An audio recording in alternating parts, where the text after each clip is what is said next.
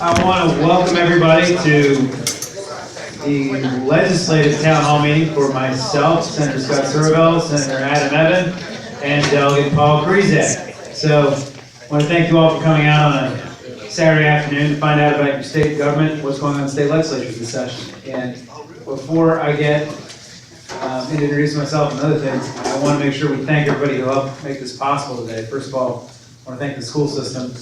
We're having our first gun-free town hall here in Fairfax County Public School Facility, where actually two of us actually went to school here. So back in the day, we had different names. Another one, a few more in the crowd. So I had my 8th grade, 7th grade dance here. So, anyways, and I want to thank our staff. I totally forgot to thank my staff at the last panel. My legislative aide, Nadine Slocum, is here, and my deputy legislative aide, Jack, is here. We also have our intern in Richmond who's here today as well, helped set up. I want to thank them for helping us set up. And then I'm going to say a few things really quick, and I'll turn over to Adam, and I'll turn over to Paul. I want to leave most of the time for questions. So, a lot going on in Richmond this year. I'm going to talk a little bit about my bills. I want to talk about some of the stuff that you have at the tables there, and I'm going to talk about the 6 bills I have really quick that I thought might be of interest to people. First of all, I want to make sure everybody picked up stuff at the front desk. I handed out 3 things. One is my legislation summary for the 2016 session. I introduced 48 bills. I've been getting a lot of grief for that, and 12 budget amendments. I also have a crossover session update, which is an update on what's happened to my bills so far. I think 14 or 15 passed. I'll find out about my budget amendments tomorrow. And I have about 12 bills being sent out for study over the year. And the third thing I handed out was the responses to my constituent survey. So you can see what people in the 36th Senate District think about issues, just to give you some context. I've received, I think, about 700 responses so far, online and by mail. And so you can get an idea of what's popular, what isn't, in terms of what I asked, and see how your opinion sides up. But I hope you find that interesting. In terms of issues, I want to talk about really quick. I've put in about, like I said, 48 bills. Some have passed, some have died, some being studied. A couple that I'm really excited about. First of all, I put in a bill to study the extension of the blue line. Those of you in this part of my district know about my efforts on the yellow line. We're making real progress on that. And Senator Ebbin has been a great advocate for that with me. Helped us just get about, $8, $10, $12 million in the MBTA to start studying the widening of Route 1, to lay the groundwork for that. That's in process to construct the bus rapid transit, which is going to make the yellow line possible. But we also need to look at the blue line, get it down to Prince William County. Prince William County, the people I represent down there have some of the worst commutes in Northern Virginia. There's very little incentive to build commercial development or jobs down there. If we get transit down Route 1, it would be a boon to Lorton, Mason Neck, it would be a boon to Woodbridge, Occoquan, the whole way down, and we need to do that. And my blue line bill, it got kicked over for another year because the county board was a little uneasy about it. Prince William board supported it and then got weird about it. And so, but it's something, if you look at my survey, the very first question on my survey, it's supported, the extension of the blue line and the yellow line is supported by 87.5% of the people who I represent. And I think voters are pretty clear that transit is where we need to go, and we need to do it sooner rather than later, and so I'm going to keep fighting for that. The second thing, a bill I put in, which again, you've been reading about in the paper a lot, and you're going to continue to read the paper a lot, in the paper a lot about, is coal ash. People ask me why I got into this coal ash issue. There is a huge coal ash dump on the Potomac River right outside of Dumfries, and that affects us because that stuff bleeds out all this good that's really the stuff that's really great for your complexion, like boron, lead, arsenic, hexavalent chromium that made Aaron Brockovich famous, and that stuff gets out into the water, it gets into the wells, it gets into the fish, it gets into the birds. It's really good for you when you go water skiing or swimming. It's really nasty stuff, and the EPA has decided to regulate it a lot more heavily. Dominion needs to do something with it, and I don't like what they're proposing to do with it. And I put in legislation requiring them to dig it up and put it in a safe landfill. My bill died 7-1 on committee, which I was very disappointed about. But you're going to continue to be reading stuff in the paper about it, and it matters because we border the Potomac River. It's a potential Superfund site, I think, but it's going to be it's an issue that matters to all of us. 2 school issues really quick I'm going to mention, or 2.5. Number one, the governor's proposed budget has $58 million new dollars in it for Fairfax County Public Schools over the next 2 years. $58 million new dollars. And you're going to be hearing a lot about school funding. One thing I just want to point out to you really quick is that since 2010, when I was elected, I have the spreadsheet here if anybody wants it, I brought 100 copies. The state has sent $204 million new dollars to Fairfax County since 2010. That's a 48.3% increase in funding from the state of Virginia. Okay? Fairfax County has increased its funding in the same period of time by 15%. Okay? We are working hard to get you more money from Richmond, and we've been delivering more money. $200 million is a lot of money, and we're going to, you're going to continue to see more money out of Richmond. But there is new money in this budget. You might have read a story the other day that said that they're not counting on any more money from the state. What they meant was they're assuming the money that's already in the budget. They're hoping that we might be able to squeeze another $2 or $3 or $4 million out of Richmond for Fairfax, but it's not going to be more than that this cycle.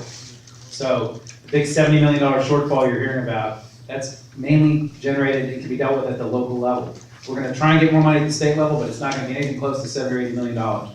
So that's out there, number one. Number two, textbooks. Those of you who know me, I've been fighting about electronic textbooks now for 4 years because of a town hall meeting I went to right down the hall here that Dan Stork had when he was a school board member. The county rolled out an electronic textbook program 4 or 5 years ago, but they didn't give children computers so they could look at books with. I thought that wasn't right because there's low-income families where children can't take these books home, they can't look at it at home. I don't think we should have a public education system where the quality education you get is a function of your income. And so I put in legislation for 4 years now to say you can't use an electronic textbook in a classroom unless the school gives you a computer. Every student in the classroom a computer they can take home, and the school has broadband in the school. And my legislation passed the Senate this year after a 30-minute floor fight by 11 votes. And now it's off to the House, and so I hope something happens with that. So thanks. One other thing is I passed a bill out of the Senate with Senator Barker, which provides for an alternate method of testing for English as a second language students and for 11th grade English. Because what is required across the entire state is everybody take the standard 11th grade English exam. You need to be going and speaking English for about a year.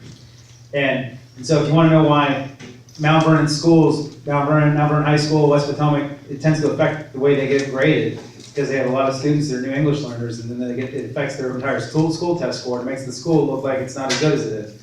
And so we're going to use if my bill passes, it passed a House committee unanimously today. It's on the floor. It'll probably pass. If we get that new exam in place, it'll give a better reflection of our schools over here, and so that our teachers won't continue to get blamed for things like those scores, because it's not always their fault at all. My car title bills all got tabled. Car title lenders, as you know, there's these guys on Route 1. There's 7 of them between Belvoir and the Wilson Bridge making 267% interest loans. I put in 4 different bills to rein them in. Those bills all got tabled, but they got tabled based on the promise by the industry to clean their act up based on things I was complaining about. So we're going to see if some voluntary regulation works. I'm not optimistic, but and that wasn't my idea. But they gave these guys another year to clean their act up. And the last thing I want to say really quick is I have a bill about the Freedom of Information Act, which is very important in terms of transparency in your government, to be able to find out what's going on. The Supreme Court came out with an opinion back in September which said under our Freedom of Information Act, if there's one sentence in a state document, one sentence that's exempt that you're not allowed to read, that they can keep the entire document back. And one person in the oral argument said that's like a poison pill. If there's records you don't want to make public, you just sprinkle poison pills everywhere and you don't produce anything. And so I put in a bill that said they can't play that game. They have to redact. They can't withhold the entire document. They got to redact first. And then the second thing is, the Supreme Court also said you have to trust the government. And they said if the government says something's exempt, the judge needs to take their word for it. And the citizen who wants to see the stuff has a really high burden. And my bill would change that. It says the scales of justice are equal, 50-50, and the judge has to look at it as a clean slate.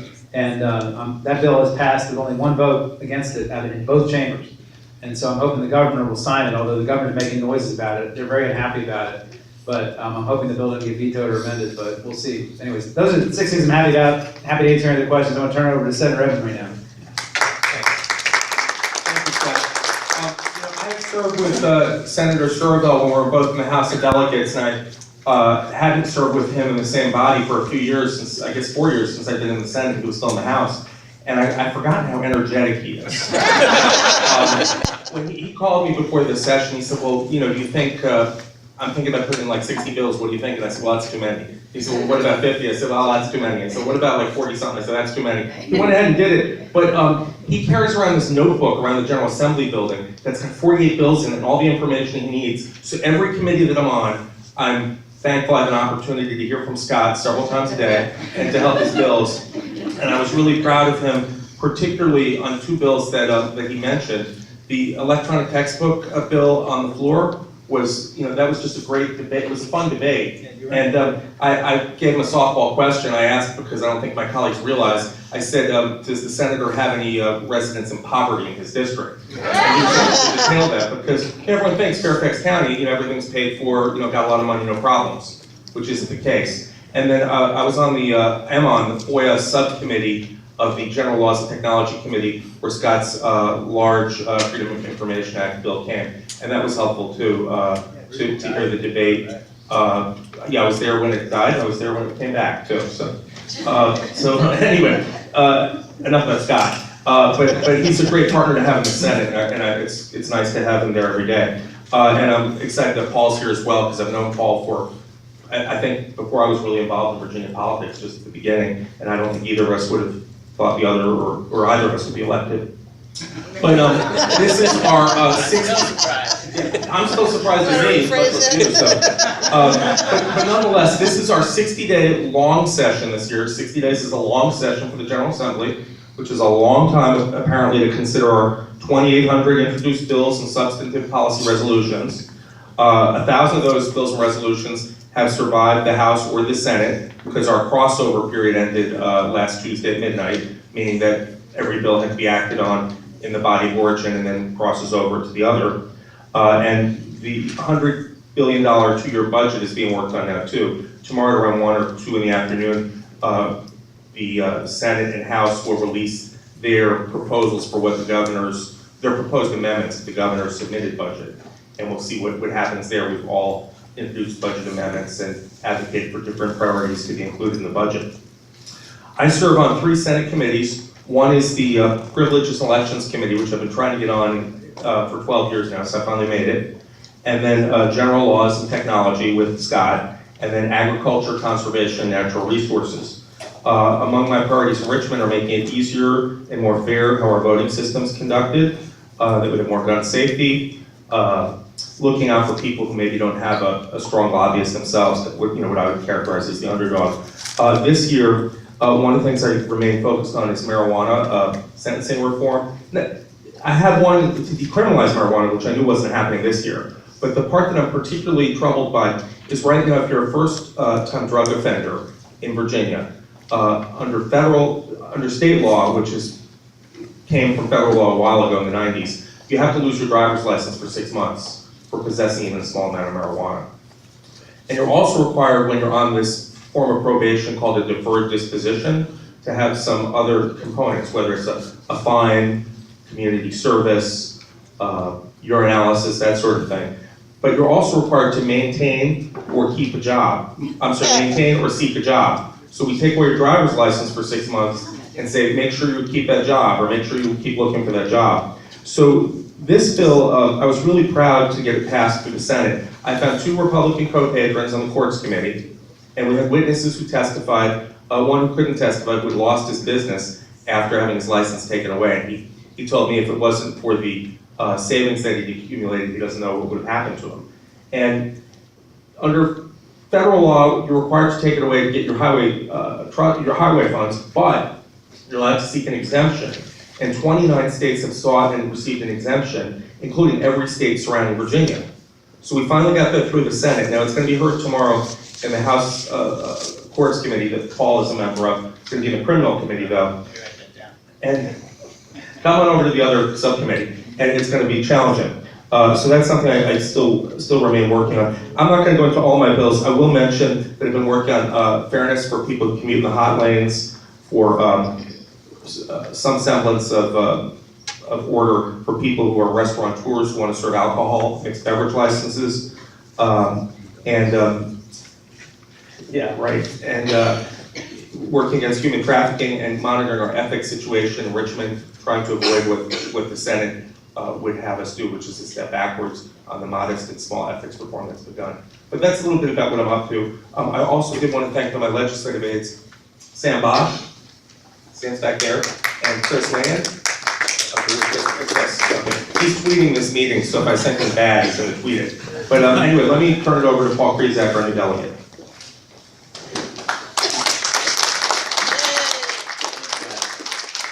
Before I start, I'd like to put a little plug in for UCM right now. They are having a tough time with their winter food. Their food bank is way low right now. So anything you can do, I know you guys have been real supportive of it. So anytime, if you can do it in maybe your faith community as well, push them a little harder for this period of time. I also want to thank my aides, who I have Thomas Bowman, who many of you probably know. He's with me full time throughout the year, and he's been a real big help. And my session aide, Meredith McNamara, who's a blessing as well. She's a very smart young woman, and so they're always there for you if you ever need have any questions. Come down and visit. I'd love to have had a bunch of folks come and visit. I really look forward to your visits, and also emails and phone calls. And we're down there 24/7. It seems like it's even more hours than that. But I'm the freshman down here. I'm also the only member here in the House side. But it's kind of crazy. You probably I've sat where you guys have many times and listened to Delegate now Senator Surovell and Senator Ebbin and Delegate now Senator Ebbin, and I didn't realize just how hard and how much time you spend down there and how many bills are coming at you. I mean, it's amazing. It's like drinking from trying to drink from a fire hose, and it just keeps coming. And every day there's new bills, and you're trying to catch up with the ones you didn't get to read yesterday. I'm just finding out there's some ones coming to my committee on Monday from Adam and Senator Surovell's bill. We did pass that in my committee on Friday morning. That education bill you mentioned, which is a great bill. I hope it passes through, and I'll be working hard on the House side for that. So it's.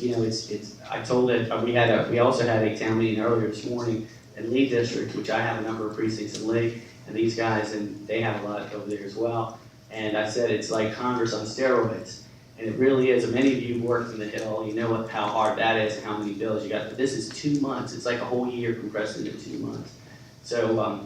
But nevertheless, I'm enjoying it. I feel like I'm making a difference. I think there's some good things happening, and especially in the Senate where it's a closer, it's a 21-19, so it's 21-19 margin between the two parties. And over in the House, we have 34 Democrats.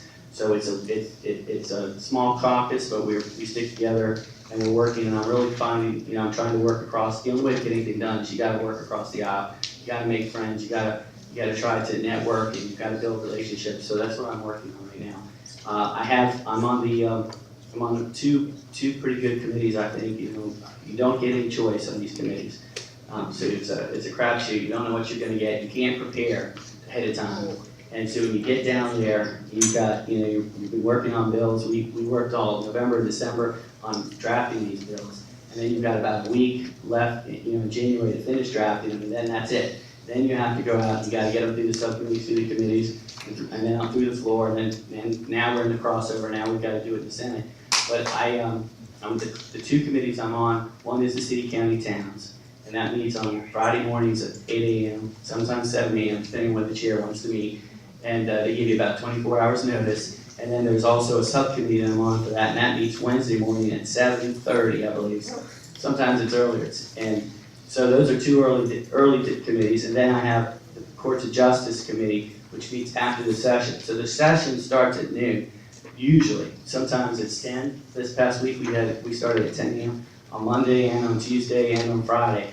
But mostly it's at noon, and then they go what they call the morning hour, which of course we're already in the afternoon. So it's not really the morning, but we do that for about an hour or so. And that's when you have announcements, and if you visit and you're in the gallery, we will be up there, we'll recognize you. I've had some folks from Rise and Hope and the Mount Vernon League Chamber of Commerce, and I've recognized them. So if you want to bring a group down, let me know. Let Thomas know, or Meredith, and we'd love to recognize you visit with you, we can mention your group there on the floor. Also, if there's an important anniversary date, we can also pass a resolution. I've got a few of those which we were able to pass, recognizing different groups. So I also have 15 bills that I've gone through. Oh, let me just say I'm on the civil. There's 2 committees for the courts of justice, and I'm on the civil subcommittee. And then the other one is the criminal subcommittee. And then there's a couple ad hoc committees that only met once, and I'm on the ethics ad hoc committee for the courts of justice. So the I've had 15. I introduced 15 bills and 4 resolutions. The resolutions have passed. 2 of my bills made it through, which you probably, I don't know if you go to my website, you can, or to my Facebook page, you can see the video of me getting hazed. They do this hazing of freshmen to get their first bill passed. So don't look at it and think, oh, they're really mean. They were actually being funny. So I took it in good humor. But nevertheless, it went through, so that was good. And that was a bill to make the Wednesday before Thanksgiving, to call it Indigenous Peoples Day. So I worked with the Virginia tribes. That was the day they wanted. And so to be respectful to them, that's the day we chose. So one day I hope to make that a holiday, a state holiday. I know all the kids in the audience would like that. Certainly my daughter's excited. But that day is the day when the Monacan and the Pamunkey Indians bring their tribute to the governor's mansion. And now all the tribes said they're going to show up on that Wednesday. So next Wednesday will be really interesting. It will be really exciting. And I'll be down there. And if you all want to come with me, let's all go down and be there for that. And the other bill I have is it was not a unanimous bill. We had to, when you have a bill, you have to do just like the lobbyists. You have to lobby. So I go to these guys. These guys are easy because I know they'll support me. But I lobby and I tell them, hey, this bill is going to be for your subcommittee, your committee. Please help me get it through, and who should I talk to?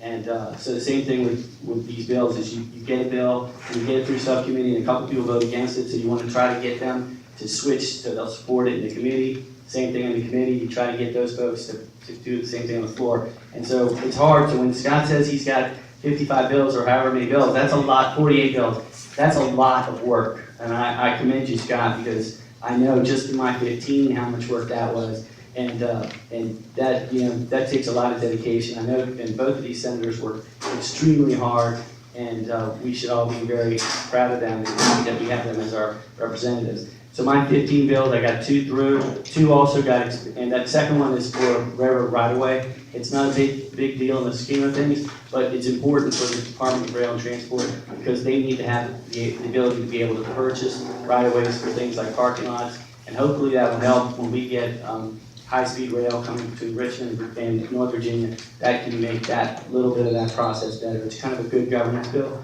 So those are the kind of bills that I have a chance of getting out as a freshman.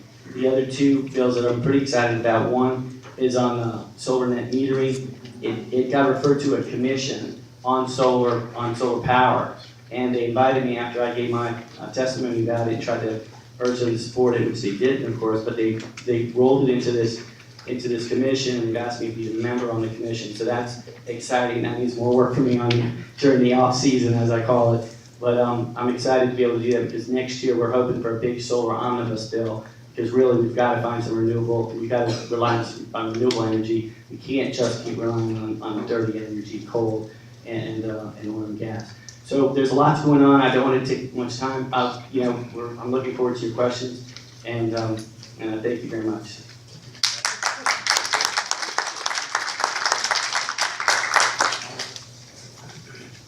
Oh yeah, I want to make sure also everybody knows that our Mount Vernon School Board member, Karen Corbett-Sanders, is here as well. So having said that, we want to open it up for your questions. So Martin Tillett, hand one up first as usual. So let's hear from Martin.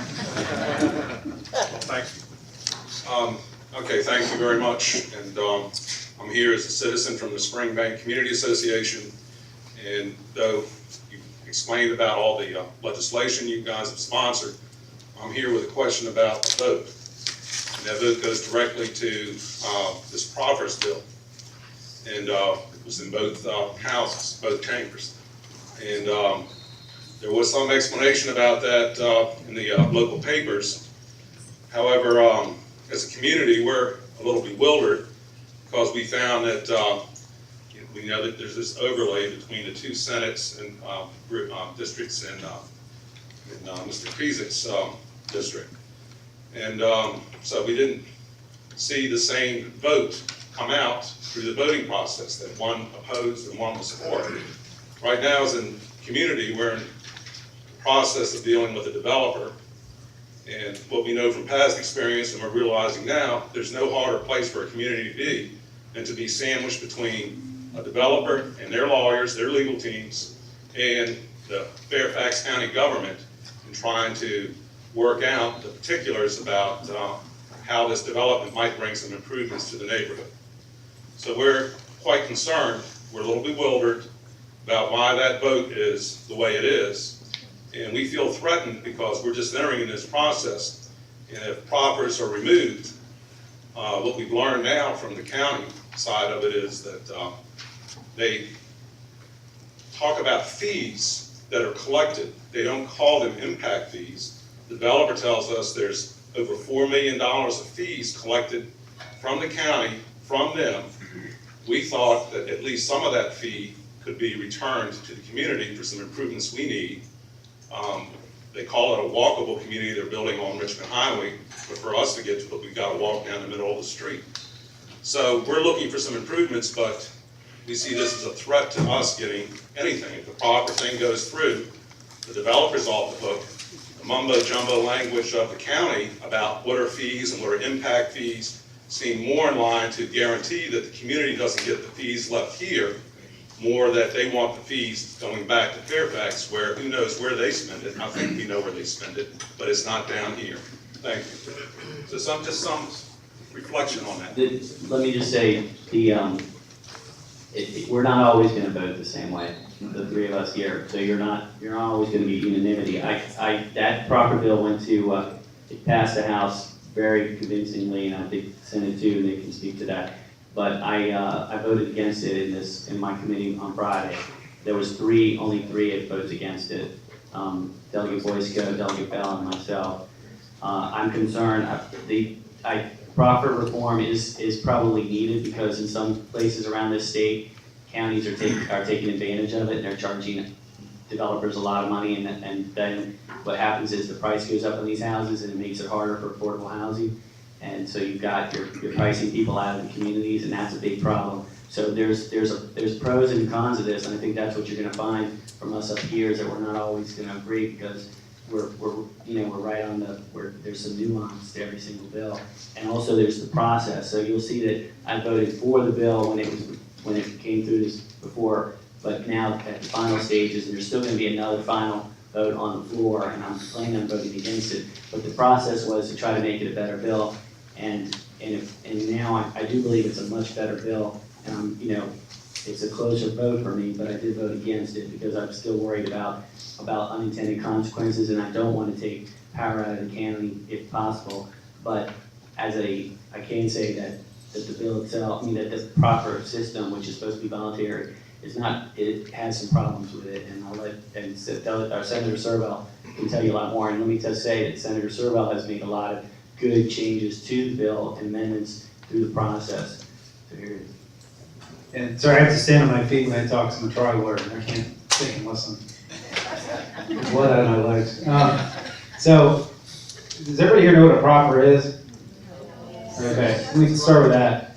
So, basically, the way land use works is you have a comprehensive plan. The comp plan says, this is where we're looking to go. It's aspirational. It sort of says, we want this part of the county to have this much development, this part to have this tall houses or this many houses. We want a road to be here, even though that's not there right now.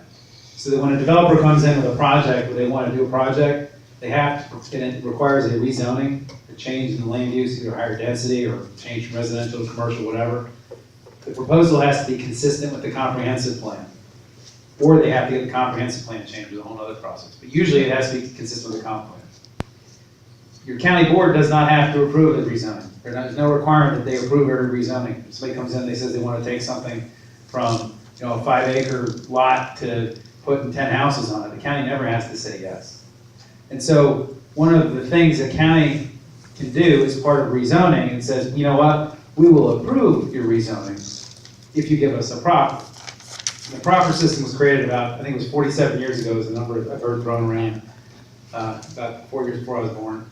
And the idea behind proffers was that it was an attempt to get developers to contribute to the cost of the infrastructure the development was creating a need for. So that if you build 10 new houses, maybe you ought to throw in for the sidewalks on the street that aren't inside your development. Or if you're creating 50 houses, maybe you ought to improve the intersection that serves that development, even though that's not inside the land you're dealing with, because they can only tell you what to do on the land right inside the parcel you're doing it, right? The problem that's happened is that these proffers, the statutory authority is so wide open that some counties have used it to mandate the color of brick that houses have to have. They've required developers to put granite countertops in their houses. They've required certain types of roofs. In places like Prince William, what they do is they say, we're going to charge you $47,000 per house. You just have to pay us that money, and the county will take it and spend it on whatever we want. And the money doesn't have to be spent connected to that development.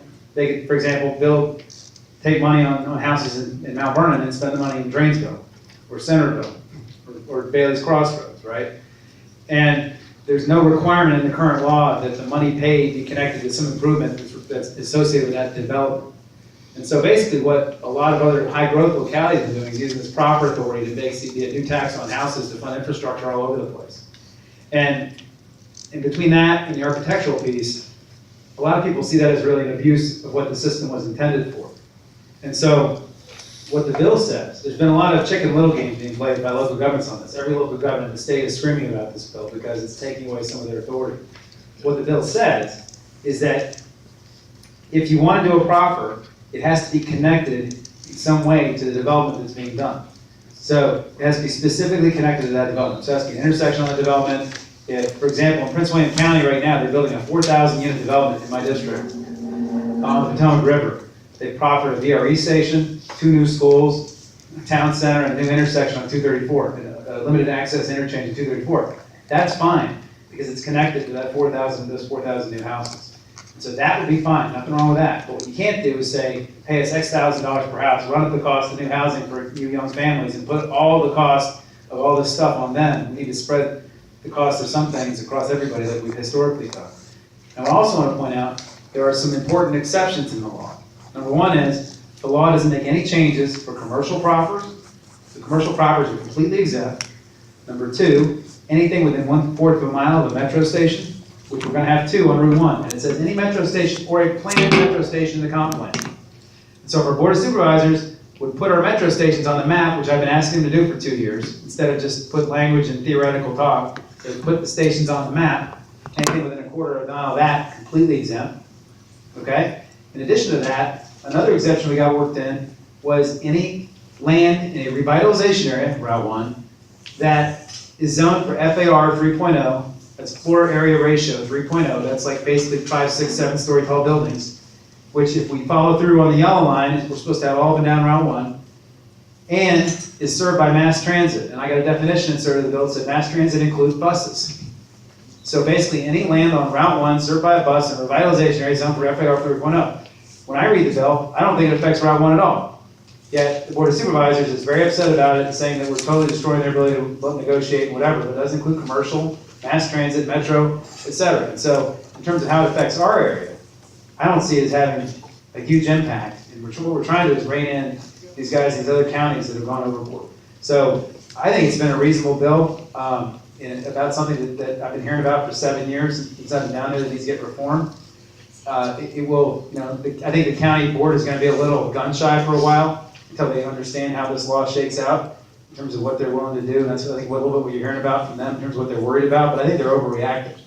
They've got a staff of 40 lawyers over there that can litigate these things if somebody wants to fight about it. And it's grandfathering too, so it doesn't affect any existing projects or anything that goes on the books before July 1.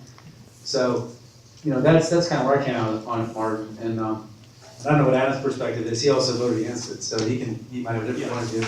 Yeah, no, I'm not, what these two gentlemen are, they're both on the committees dealing with local government. And I was happy that in the Senate and the local government committee, and I know also in the House of it and CC&T, that there were some improvements made to the bill. But I think Scott and Paul pointed out the larger problem, which was that in Prince William Loudon, the developers were pretty much getting shaken down for up to $60,000 per house or townhouse. Now, there are other things like, in some areas, the developers were being asked, you've got to contribute to a library fund, you've got to contribute to libraries, which we all want to build this house. You've got to contribute to a public art fund to build this new house. So the question is, how much do you load on to those new home buyers, and how's that going to affect bringing new people into the county, or just housing for people already there?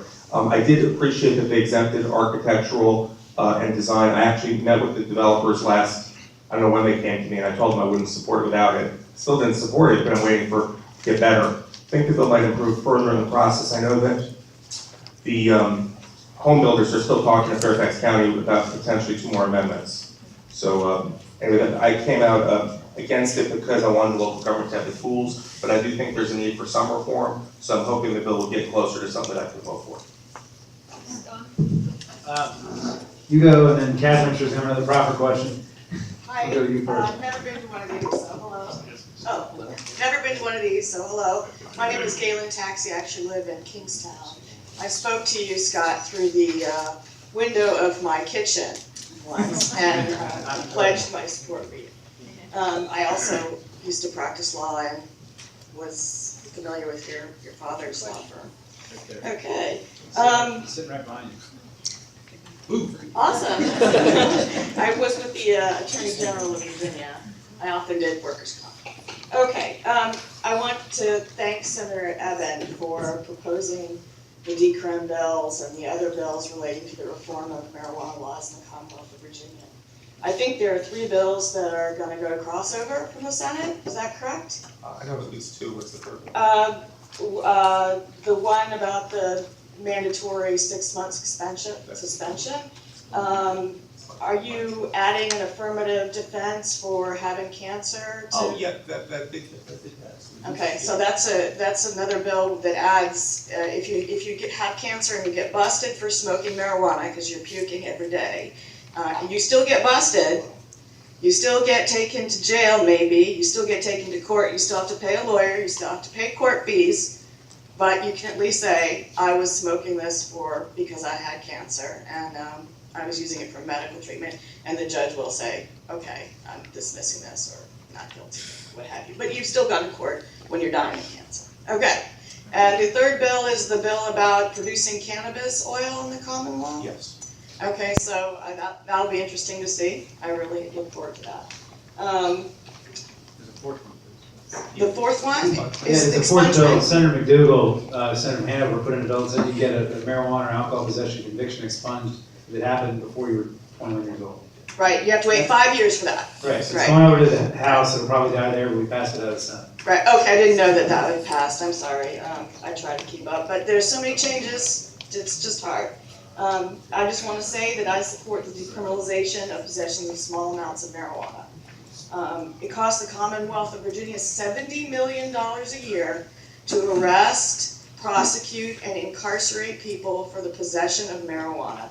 And I don't believe there's any benefit to the Commonwealth of Virginia in doing so.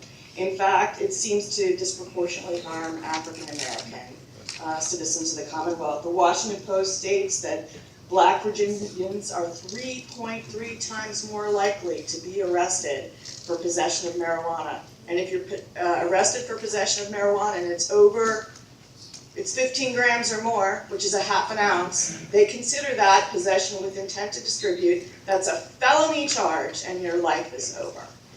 So that's wrong. And from a social justice point of view, it's just wrong. And the only way to fix it is decrim.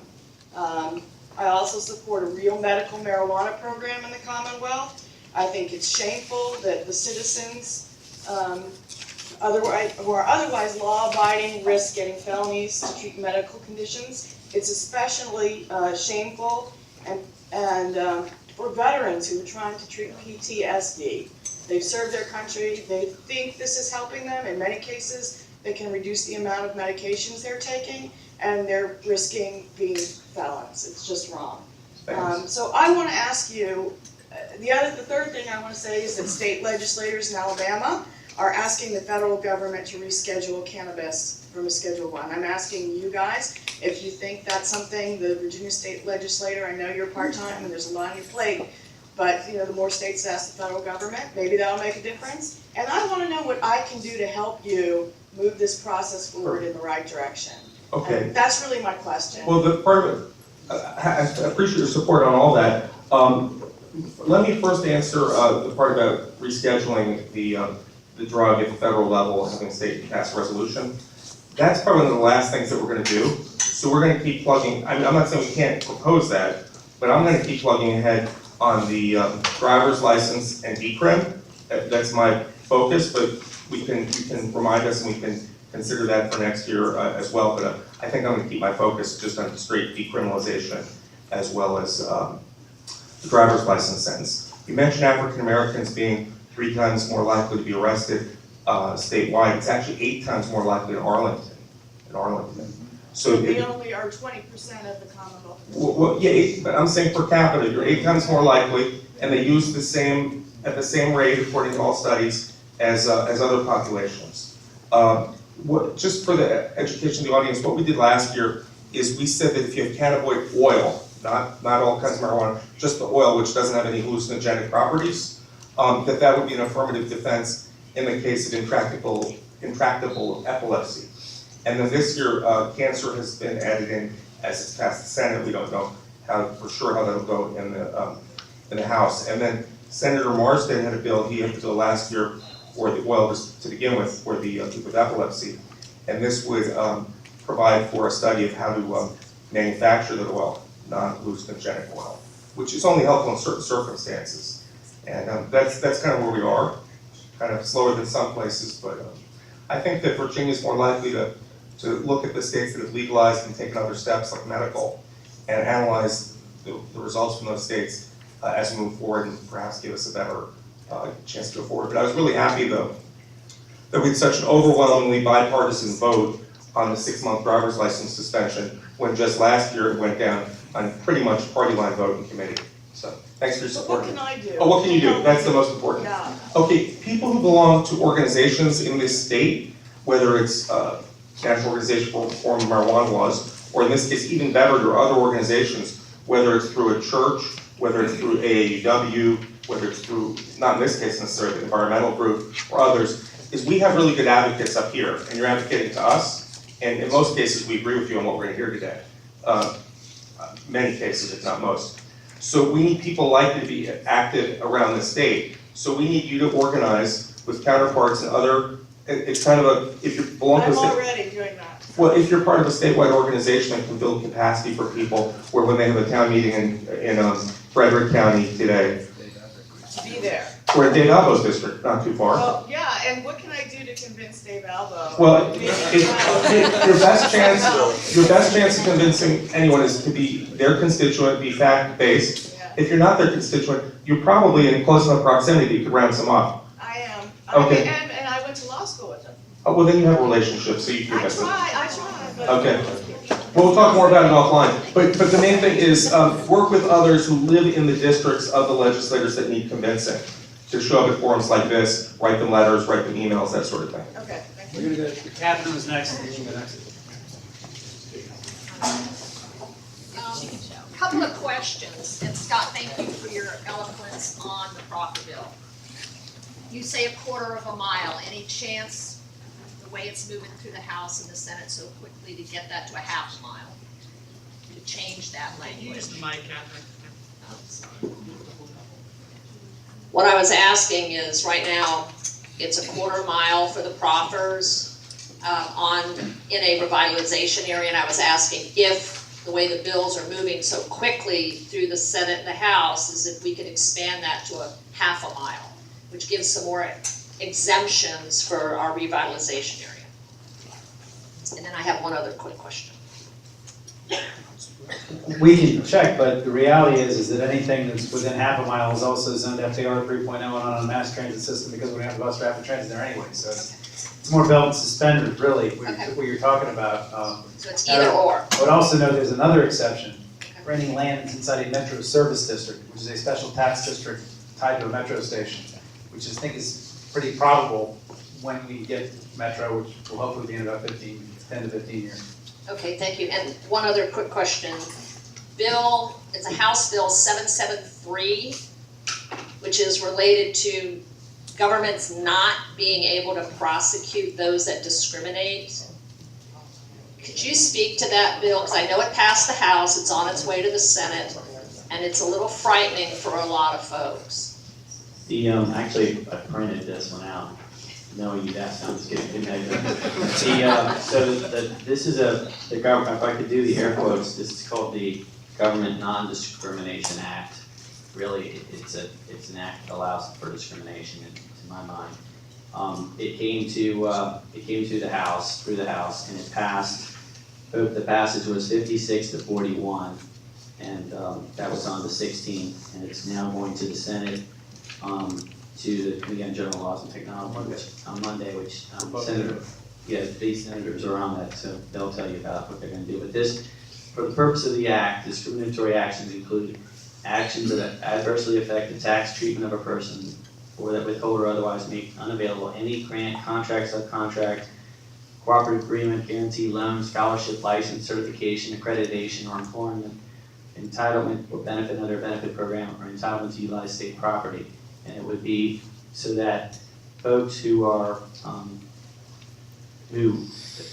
that allows them to discriminate against a person on the basis of if they have a religious belief that marriage is or should be recognized as a union of only one man and one woman, and that the term man and women refer to individuals' immutable biological sex as objectively determined by anatomy and genetics of the individual at the time of her birth. So that's what it's all about. So I'll let these guys tell you we're kind of going to try to kill this thing, but I'm sorry that we weren't able to kill it in the House. But I can tell you that I voted against it. I'll be quick and I'll turn it over to Adam, but Delegate Sickles gave a great speech on this on the floor of the House, and if you have a chance, go on YouTube and watch it, but he got a standing ovation after he sat down because of he was very passionate, persuasive speech, and I read the paper that about 4, 5, 6 Republicans crossed over and voted differently because of his speech. So if you get a chance, watch that. I don't. I have no interest in voting for this. This bill, it's basically a straw man that the other side's throwing out there. They know it's headed straight for a veto, and they just threw it out there to make some people happy and put up a fight. But the reality, it's an attempt to just continue to fight against same-sex marriage, which is over as far as I'm concerned, especially with Justice Alito. Justice Scalia moving on. Well, I guess Justice Alito lives actually in my precinct in Hong Kong, so he's always on my mind. He lives in this community. It'd be nice to see him. But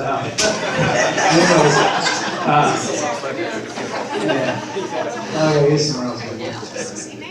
Anyways, that's my view. I'm going to turn over to Adam before I stick my foot in my mouth anymore. I'm just going to edit those last remarks. Okay, so this bill, it's awful, which I hope most people in the room agree with us on. Now, if you want to see Mark's speech, which was really notable, I just retweeted it out before I came here. If you follow me on Twitter at Adam Ebbin, one of the last things I tweeted was someone else tweeting a link to the speech. But the bill says it's a government non-discrimination bill, and there's a lot of hypocrisy there besides just the title. One of the things is that in the Senate, we were able to pass out two true non-discrimination bills regarding housing and state hiring by substantial margins, 25 to 15. 6 Republicans voted with the Democrats, and those went to the House General Laws subcommittee the other day, and the chairman told me, and my colleague Jennifer Wexton read the housing one, he said, well, we've been told that all these bills need to go to the Code Commission for review, which is really kind of cowardly because the Code Commission is where you send things to update the code with technical terms. For example, last I read a bill that said, let's change where it says in the code refers to marriage to make it clear that it refers to all civilly married couples, not just man and woman.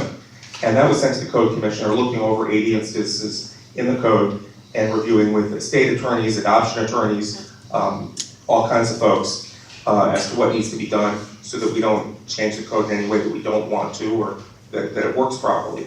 So they got the bright idea, let's send them all over there, then we can avoid taking on the record votes and we don't look like we're bigots. So they sent those bills to the Code Commission, And I asked the chairman of the committee, I said, but somehow you managed to let this other one out.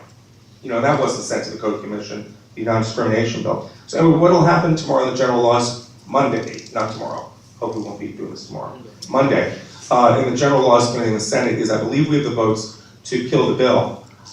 It's either gonna get killed, or worst case, it would be conformed to another bad bill that we passed in the Senate, which was bad but less bad, actually this one was pretty bad too. It says that marriage officiants, the stated purpose of the bill was that religious marriage officiants wouldn't have to marry when they don't want to, which they don't have to now. They don't have to under the Virginia statute, religious freedoms, or under the Religious Freedom Restoration Act of Virginia, which isn't as bad as those other states. But it goes on to say that judges and others don't have to conduct marriages that they object to based on their own beliefs. So we have some work to do. Worst case, the governor will be vetoing these bills. And I got you, and then purple pullover, and Glenda, and we got Bonnie. One and two of the three of them. Good afternoon. Thank you so much for all the hard work that you've done down in the legislative session. My name is Reverend Barbara Breland, and I'm the pastor of Destiny Temple of Faith, a new church coming along the Route 1 corridor. And kind of have two questions. My first question is about assistance for senior citizens at the farmers market. Arlington currently has a program. As a matter of fact, I spoke to their program manager this morning at the Arlington Courthouse Farmers Market. Arlington County has a program at their market where they get state funding to give senior citizens a discount at their farmers market. About 2 weeks ago, I spoke to the Fairfax County coordinator, and I didn't know that Arlington had funding. I just knew Arlington had a program. So I called the Fairfax County coordinator for Fairfax County Farmers Markets to ask why didn't Fairfax County have a program for senior citizens. And she said there was no money and there was no state funding. So of course, to my surprise this morning, when I found out that Arlington has state funding and Fairfax County does not, I was disturbed to say the least. So my question is, what can be done to get Fairfax County funding for senior citizens at the farmers markets, and in particular Mount Vernon residents, senior citizens of Mount Vernon? Because one of the things I did this year was I worked in collaboration with the Mount Vernon Farmers Market and just a little bit with Lorton, but I passed out flyers about the SNAP programs. I had people go, I went to Gum Springs Community Center, had Gum Springs bring their seniors to the farmers markets. And one of the concerns, or the concern that I heard from the seniors, was that the prices were too high. So when I went to the Arlington market in November, because I frequent their market because our market is closed, when I went to their market and I saw that they had a program for seniors, and DC also has the same program. So seniors are hurting everywhere. So I would like to see us do something to get affordable food for our seniors at these farmers markets. Okay, Reverend, we'd like to help. Now, what we need to do is follow up with you, because I don't have all the information today. What we need to do is, if you can make sure that one of my aides has your contact info, we got to look into what Arlington's doing, because I'm not sure that they have state funding, but if they do, we want to get the same program. But let's find out what Arlington does, Yes. then we'll be back in touch with you to see if it's a state funding. Well, I spoke to the program manager. I have her card, and she said she has state funding. So if she's the manager, you know. Then she'll know. Yes. If you can make sure that either Sam or Chris have that, we'll follow up with you. Okay, and so then, one more question. My next question is real simple.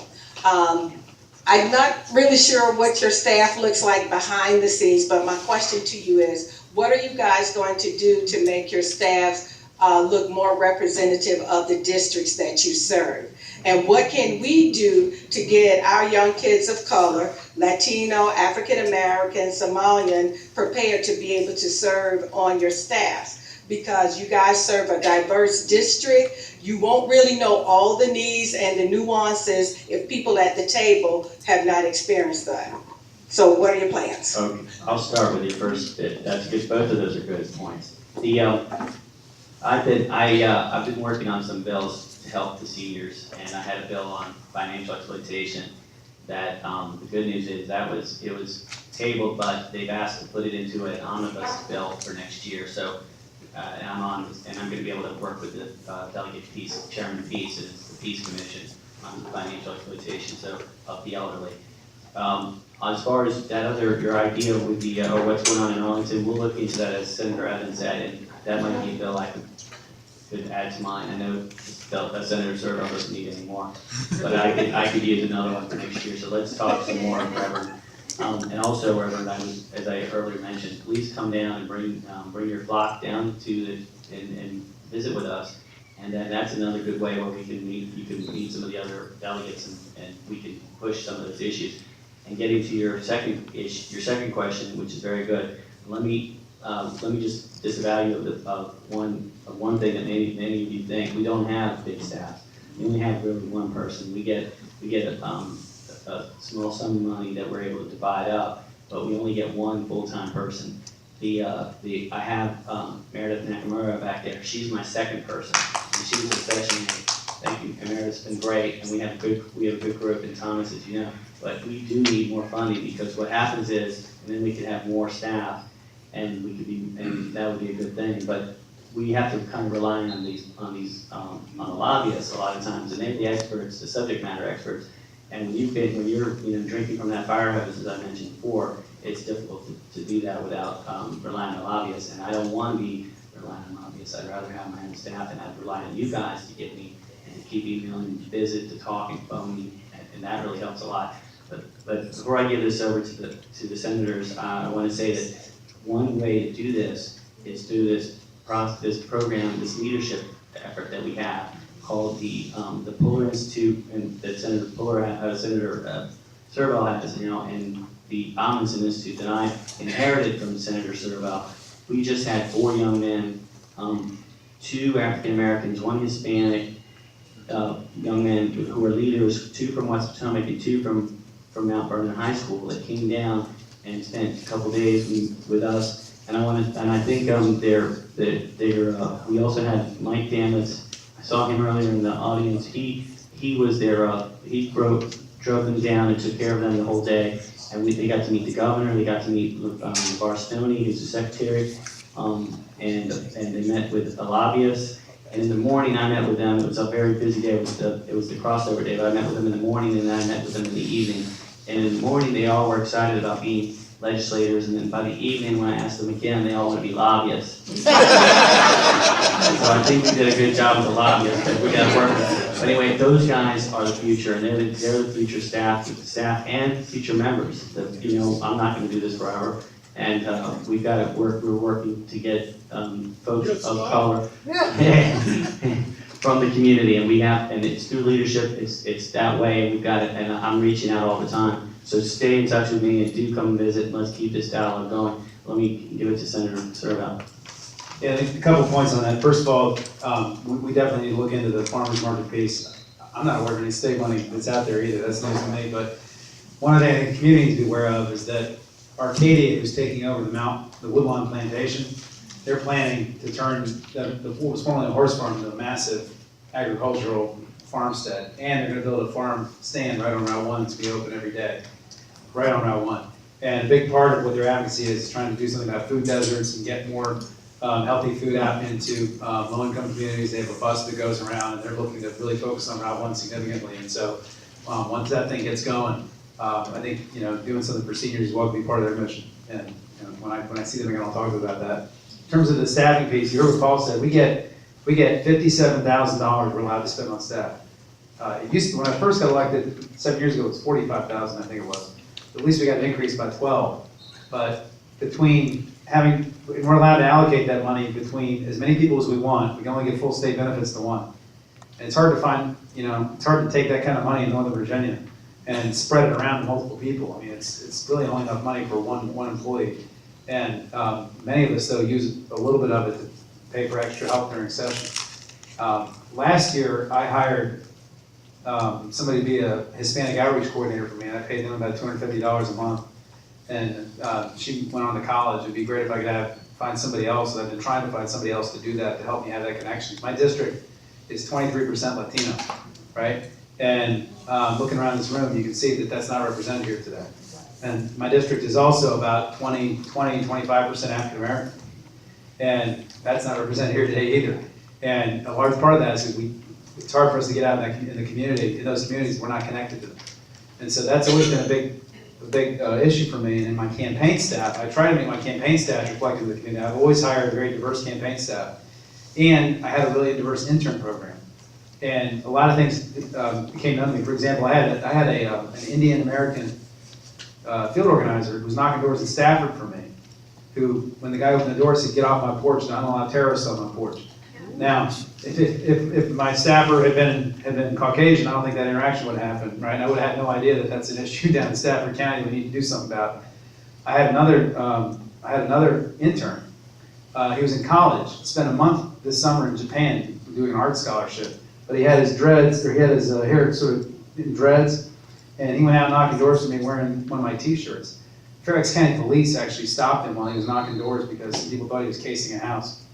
And he almost didn't want to work in my campaign anymore after that. But had I not had that kind of staff, that kind of experience, I would not know these things go on in our community. That was in Bucknell, by the way. It was right up on top of the hill, about a mile away from here.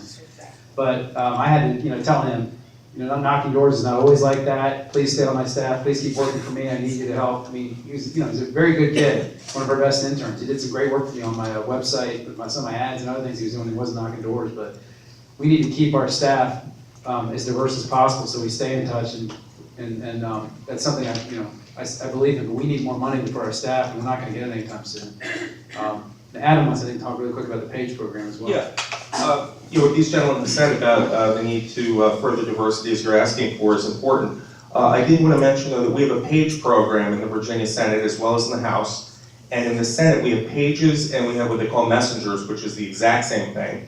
It just means that the pages are appointed by the senators as they take turns in appointing them, and the messengers are people who we've recommended to the clerk be appointed.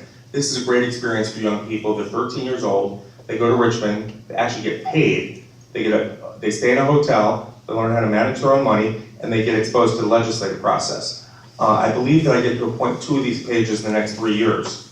But it's a very competitive process. But if I don't have good applicants from the community, then we're not going to have the kind of diverse program that we need. So that, and it's one of the things that struck me about it was we interviewed people to be judges from Northern Virginia. We had a very large pool of people we interviewed recently. And one of the most impressive applicants told us that he got his start by being a page in the Virginia House of Delegates. So it really makes a difference. So, and I'm always looking for young people who are talented, particularly diverse people. I'm lucky enough that this session in our office we have an intern who is Latino, who speaks Spanish as one of his primary languages, which is helpful for us in being in touch with the Latino news media. So I think we all recognize the benefit. It's how we can get more people to plug in properly. So your help is welcome with that. Hi, my name is Matthew Dunn. I live in the Mount Vernon district. I'm the parent of 3 kids at Fort Hunt Elementary. I first encourage everyone here to take one of the flyers that's on the table. It's a campaign to fully fund our schools. I'd like to point out that every year there is a budget stalemate between the Board of Supervisors, the state government, the school board, but this year really is different because for the past 10 years, the school board has had to cut its budget by nearly $500 million, $500 million, and now it's cut to the bone. There's nothing left to cut.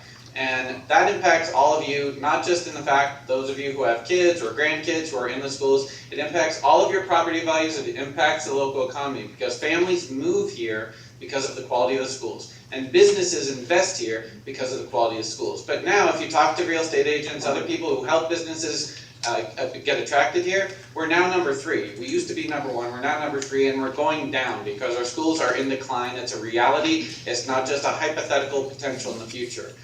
We've now got a proposed budget deficit from the Board of Supervisors of $68 million. That's the largest deficit our schools have ever faced, and they're proposing to cut AAP centers, freshman sports, a lot of core programs, the crown jewels of our schools. And so we as parents, as students, as teachers, as community members are rising up. I organized a massive rally at the Fairfax County Government Center on Wednesday. 500 people came out. We had musical performances, singers. We had the Fairfax County Council of PTAs, IMFCPS, the Fairfax Education Association, band string supporters, language immersion supporters, sports supporters, and staff. And this has a big impact, not just on your property values, it's also a question of moral righteousness. Because a lot of our support staff who work at these schools, the janitors, the lunch ladies, other people, they don't earn a living wage.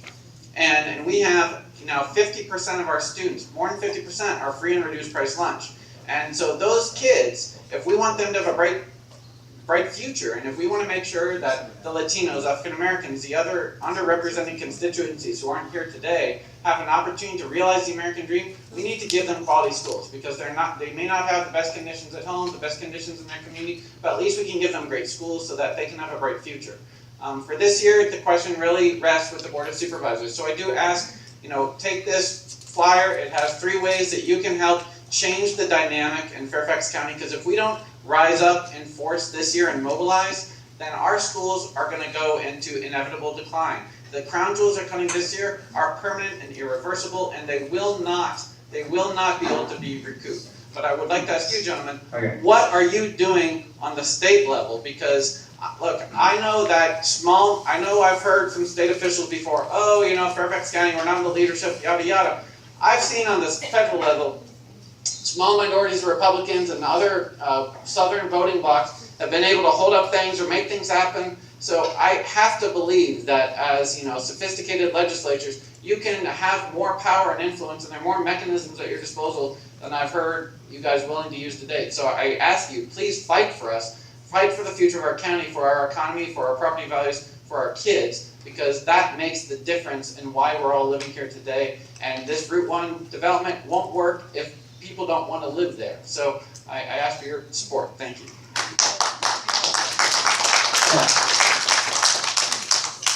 So first of all, thank you for your advocacy, what you're doing to organize, get other parents organized, and get other parents to understand that there's a real problem, and to get the community to understand there's a real problem. Okay, because a lot of people don't really realize the depth of the problem and how bad it's getting in our school system. I say that without pointing any fingers at our new school board member, because I know she's gonna do everything she can to make sure we have strong schools, and she also just got elected. But I can tell you, the 3 of us up here, I mean, I've won the Solid as a Rock Award from the FEA, which is their top award for Fairfax Education Association, 6 years, every single year I've been in, okay?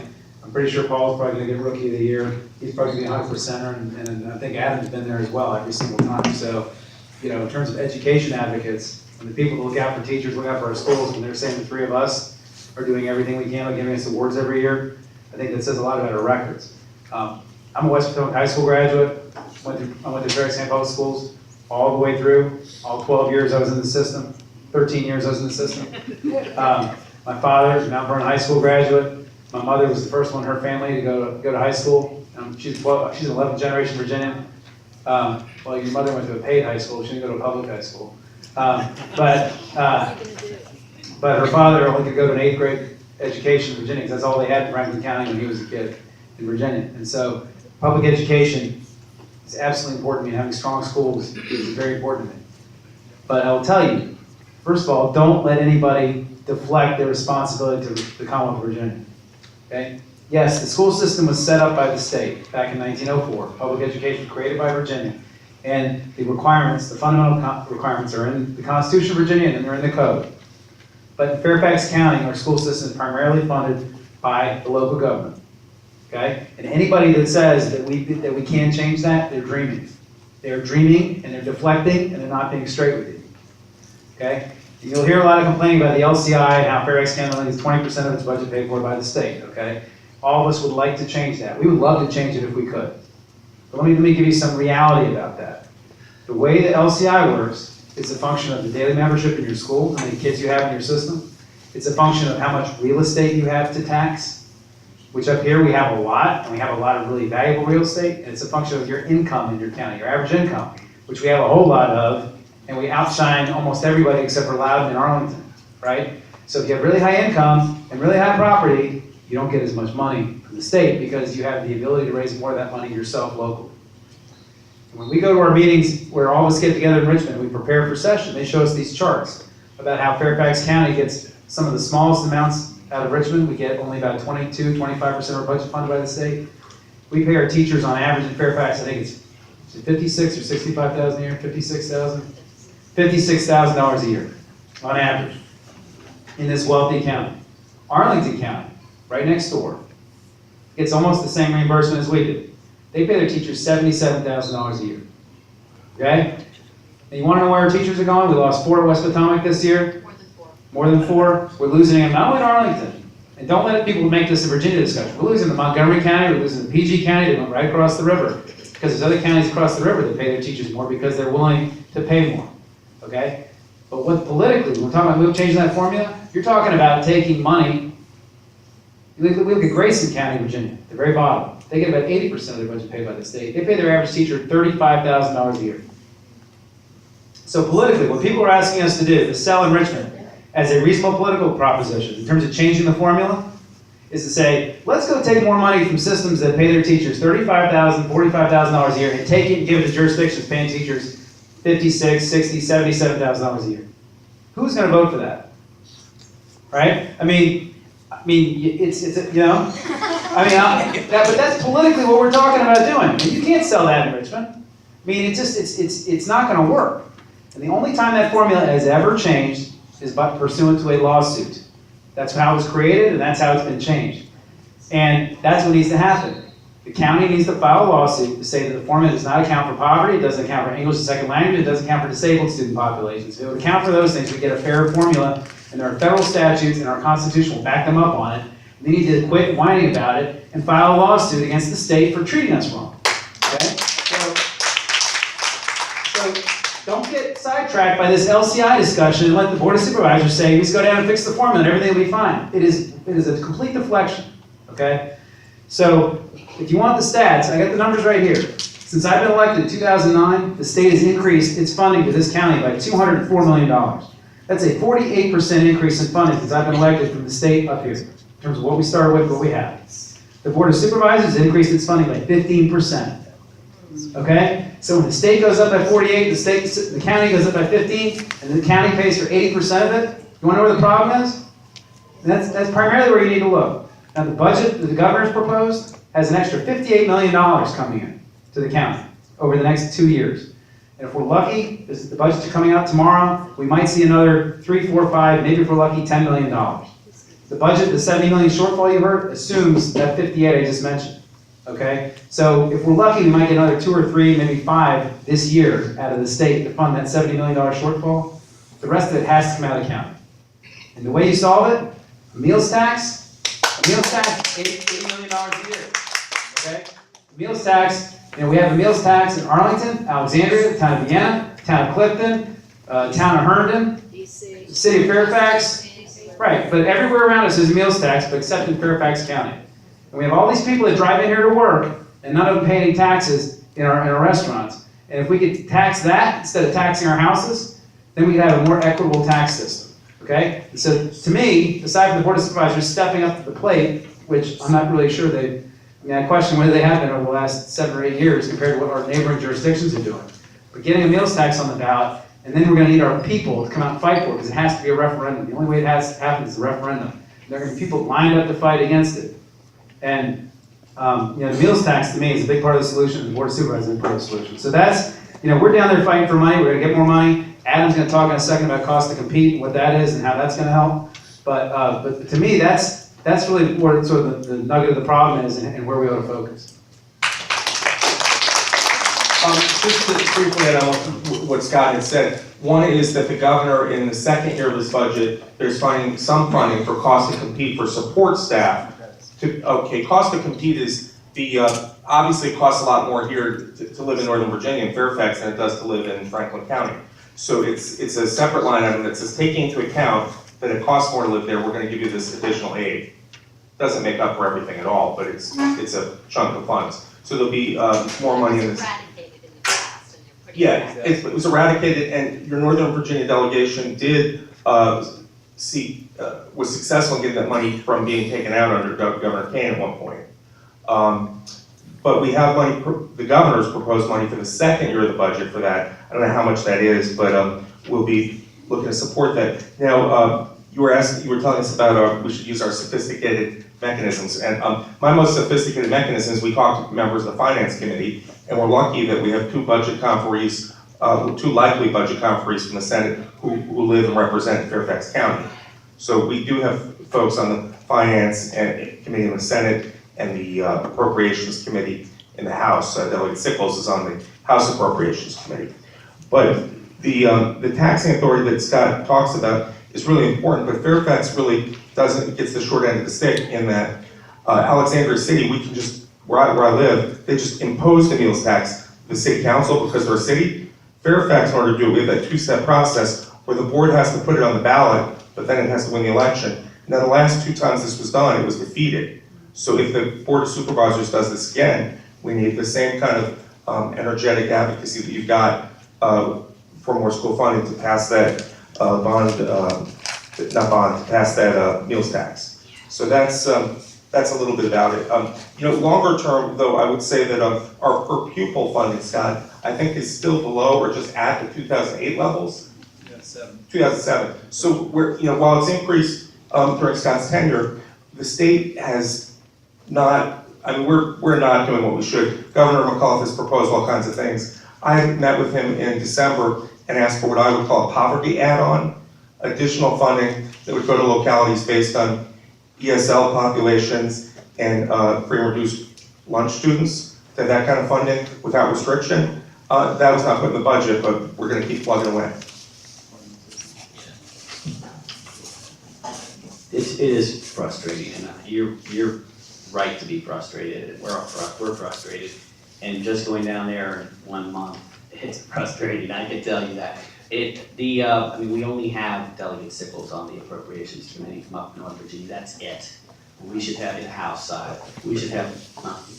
We have some friends we need more. I mean, we have 35 Democrats. That's 34 Democrats. We should 35. We only have 34 Democrats. There's a way. The good news is the governor's put a lot more money in the education budget. I mean, there's stuff. Remember the lottery that was supposed to all go for education? Which we all voted for. We were sold a bill of goods. That hasn't really been coming in. We haven't been getting that money, and now I heard, and we're going to find out tomorrow at 1 o'clock. We're supposed to be down there on Sunday to get the budget. There's going to be some of that lottery money finally. I heard 40% maybe is being reprogrammed back into education, which is a good thing. But so there is possibilities of some more money. The governor's put $1 billion in. It's not just Fairfax County. We're 49th in the country in education spending for K through 12. I mean, it's bad all the way around. But also, let me tell you, I mean, you mentioned livable wages, which is critical. We've got to pay our teachers more, and our support staff, and our janitors. Everybody needs to be paid more. And I tried with 2 bills to get the minimum wage raised. One was just a very simple $10.10, as the president had proposed a couple years ago. And it was going to exempt small businesses, so if you had 25 or less, or 15 or less employees, you were exempt. And it would exempt young people, so if you're 25 years or of age or younger, you would be exempt. So that took, I thought that was, those are some of the arguments you've heard. Well, minimum wage will hurt young people if we raise it. It's going to hurt small businesses, so I exempted those. And it got killed right away in subcommittee, and there's nothing I could do. And then so I thought, well, my backup plan was I had a bill to study it.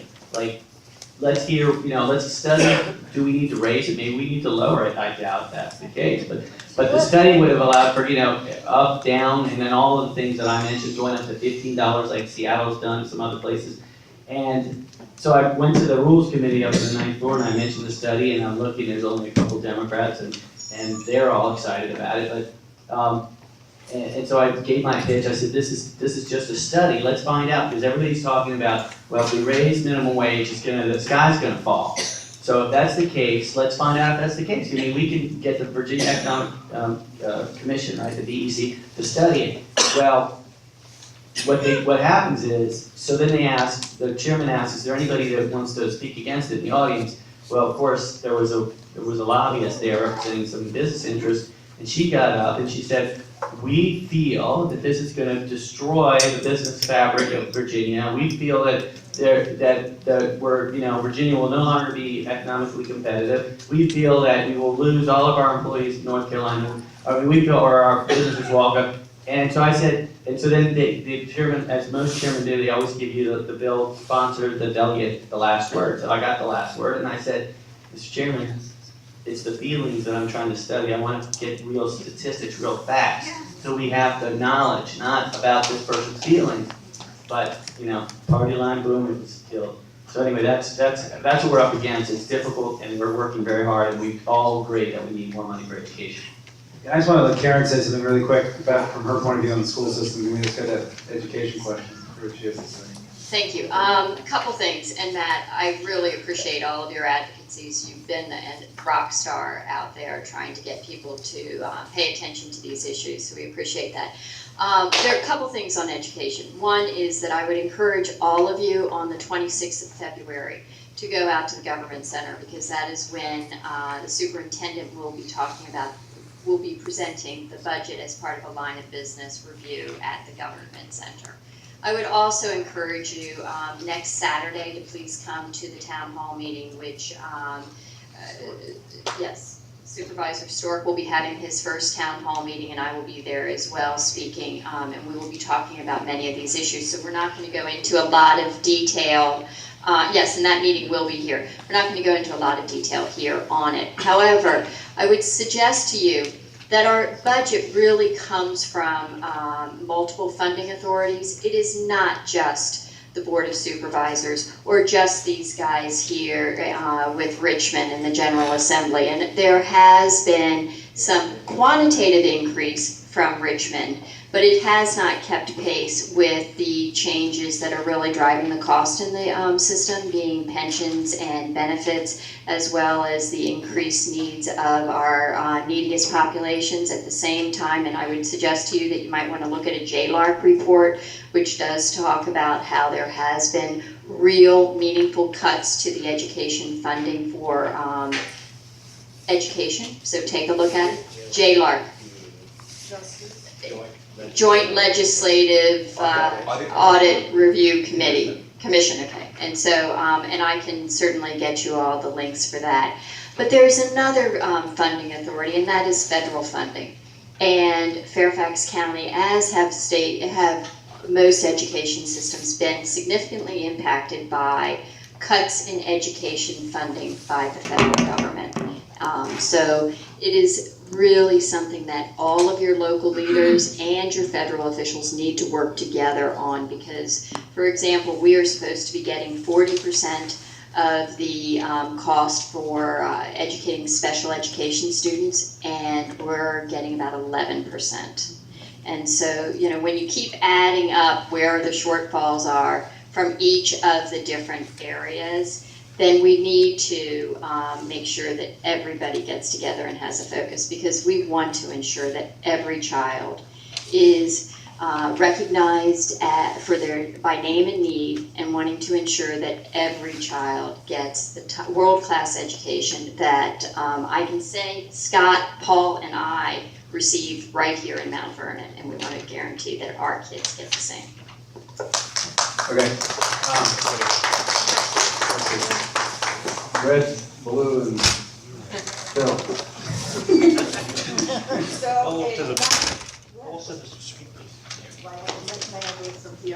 I can do it from here. Okay, I would like to refer to some subject which was already brought up by Mr. Surovell, and I want to speak about the public safety, but not in the sense that we have gun violence or these big things or terrorism attack, but public safety for every day, when what we encounter every day: streets, buildings, landfills, swimming pools accidents, falling some porches, or like we now hear about the Flint when we have problems with the water there. Because by accident, or maybe intentionally happened to me, whatever, I think it happens to each of us, and we don't realize that it happens to us, because we don't even notice it, that it happened also twice to me. And trying to correct public safety or just make authorities aware about it, I found it out that pretty much there is no in this country mechanism which allow normal citizens to act upon a safety and be in some sense successful. And we only hear about it when it's a huge accident, metro Okay. problem. Help us. I with the will just question. go quickly through a very quick statement. Like in 2008, very simple things would happen. Could you ask us what you would like us to change if you could just? Yes, I have a question on the end after I Okay, give the examples. okay. And I also have a solution in some way which doesn't cost anybody money.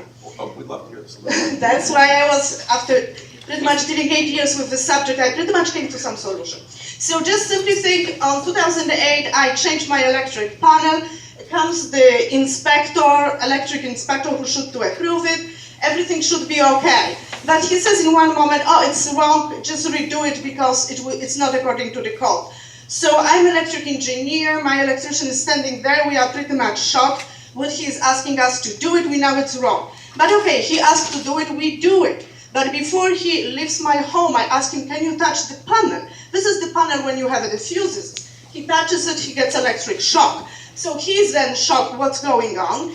States slightly, I'm not electric inspector, but I'm a pretty much building inspector, so it's not my specialty. He calls his colleagues because he's an honest person. He gets advice, we corrected once again before he really left my home. We have a safe panel. That was one event. Okay, Miss, help us. No, I just wanted to see if I can restate this. You had an electric panel that you yourself were fixing. An inspector said it was okay, but there was a problem, so just make it, I corrected it because I have a knowledge in electricity. I corrected with my electrician.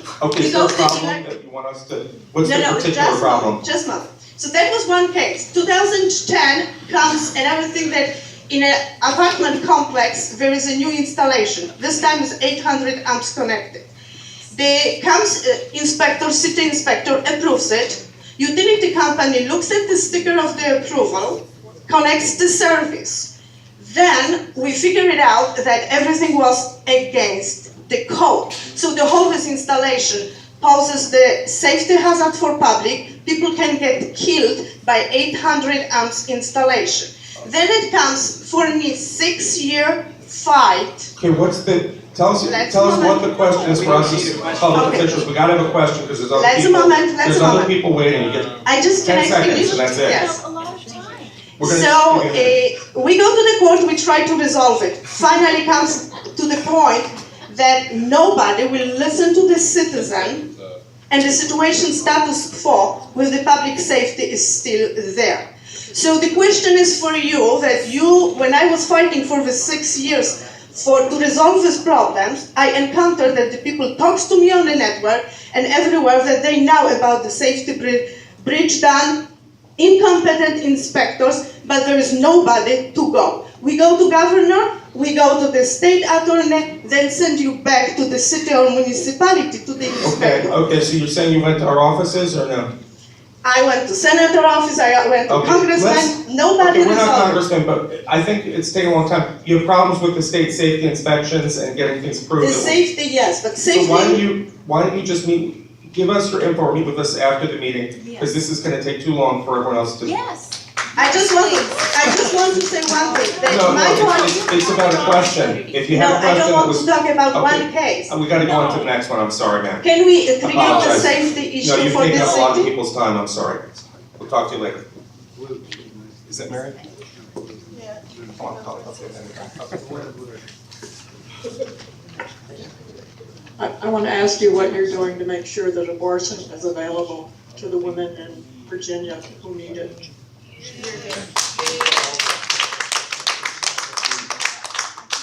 I can tell you that it came before my committee last week they had a bill to ban abortions after 20 weeks and without any exception. I think there may have been some amendments to accept the life of the women, but we did not pass it, and it'll come back next year, but we did stop it in committee. So that's good news. The bad news is there's a bill that got through that was that defunds Planned Parenthood.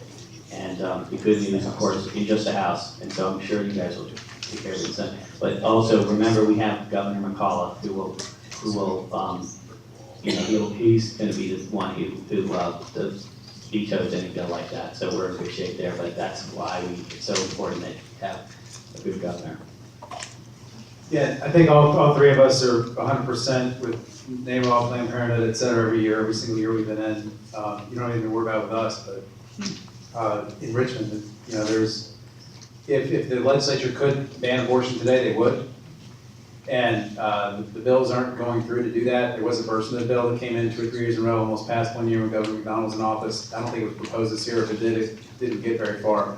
But I think most anything bad that will happen this year will be vetoed or line item vetoed. So, but, you know, it just goes to show how important those statewide offices are, like governor, lieutenant governor, attorney general. So we need to make sure we're good about them.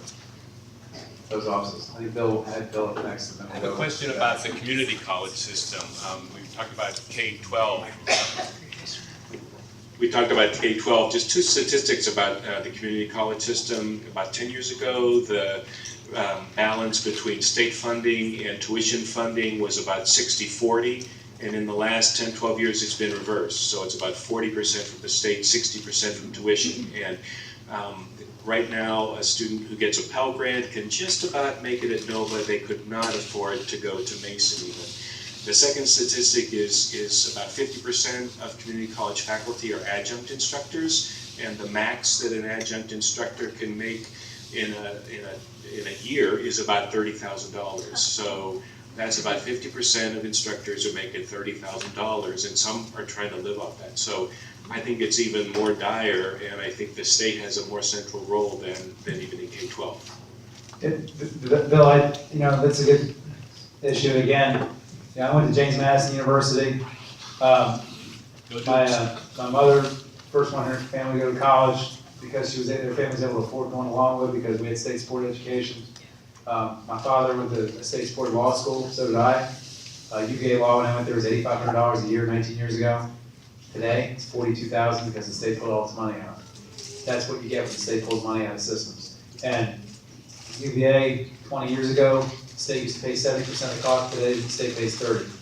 That's why you're seeing massive tuition increases all around the state. And from my point of view, what you're doing is we're concentrating the tax cuts on families that can at least afford it. They're already paying tuition. They're making them pay even more to send their kids to college. And you got people coming out of college and graduate school now with $100,000, $200,000, $300,000 in debt, mortgages before they've ever even earned a paycheck. And you know, why is it happening? Because it's a lot easier when the budget heads south to go pull it out of the college and let them raise tuition and not have to deal with the consequences than it is to raise the taxes we need to. I mean, one of the reasons we have that is we repealed the estate tax in Virginia back in 2007, which cost us about $120 million a year. We could plug a big part of that hole if we had an estate tax in Virginia. By the way, only affects about, I think it was about 80 families a year. It only applies to you if you die with more than like $8 million in a couple and haven't done any estate planning. If you do estate planning, you preserve about 15, 20 million plus. So, but we repealed that tax for some reason, and that's one of the reasons our colleges are really getting killed. But again, all of us, I think, share your goal of making college affordable. Governor McAuliffe has visited every single community college in the state. I know he feels very strongly about funding those and creating more two-year degrees and improving our workforce. And I know there's talk about maybe getting Nova down here to Route 1. And so, because it's huge. When I go out in October with Woodbridge, I can't tell you how many Nova stickers I see on those houses along Route 1. A lot of people are using our community colleges to get in, to UVA, JMU, Tech, William & Mary, et cetera, through the Guaranteed Admission Program. And you know, all of us see the need to support it. The issue is just, you know, where do you get the money? And you know, that's the conversation we need to be having. It's an important priority. Who's next? I think in the back.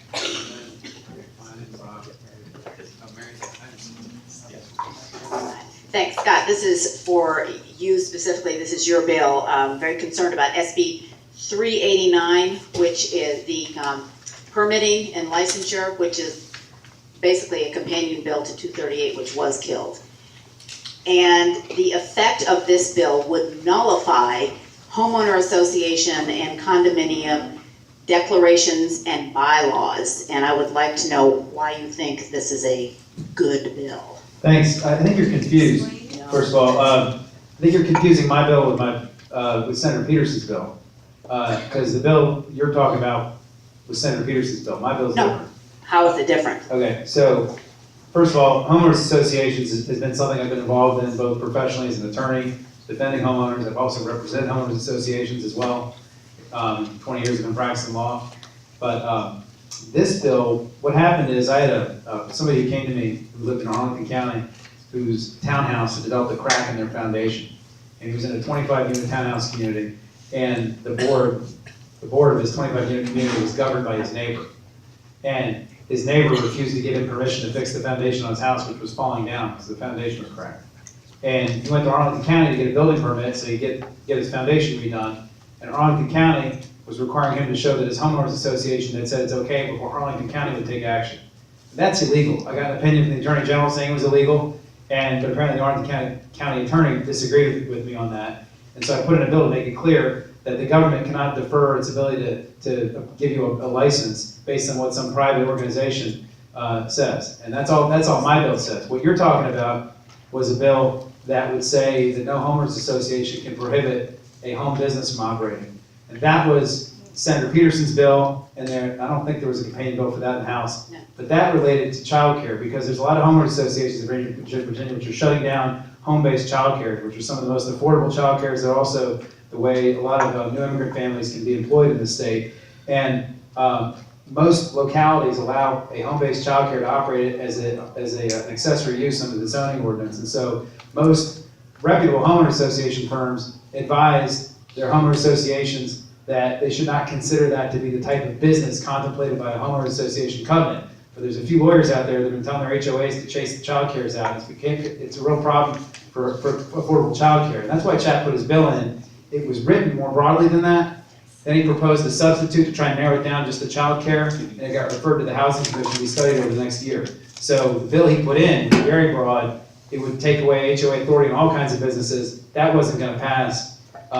And so I think that's the bill I think you were concerned about. Well, but yours also says business license, which would presumably allow someone to have a license for a doggy daycare, a child daycare, a car repair, Sure. Airbnb. Sure. And what your unintended consequences in this, because people who own a condo or a townhouse do not own the land around them that gets used Right. by businesses, and its funding would go away for people buying. I mean, it's a real problem. Right, I don't oppose an HOA having a rule that's properly adopted saying that you can't run a business in your neighborhood.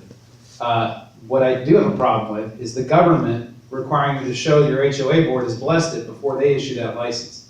What's between you and the government is one thing, what's between you and the HOA is another.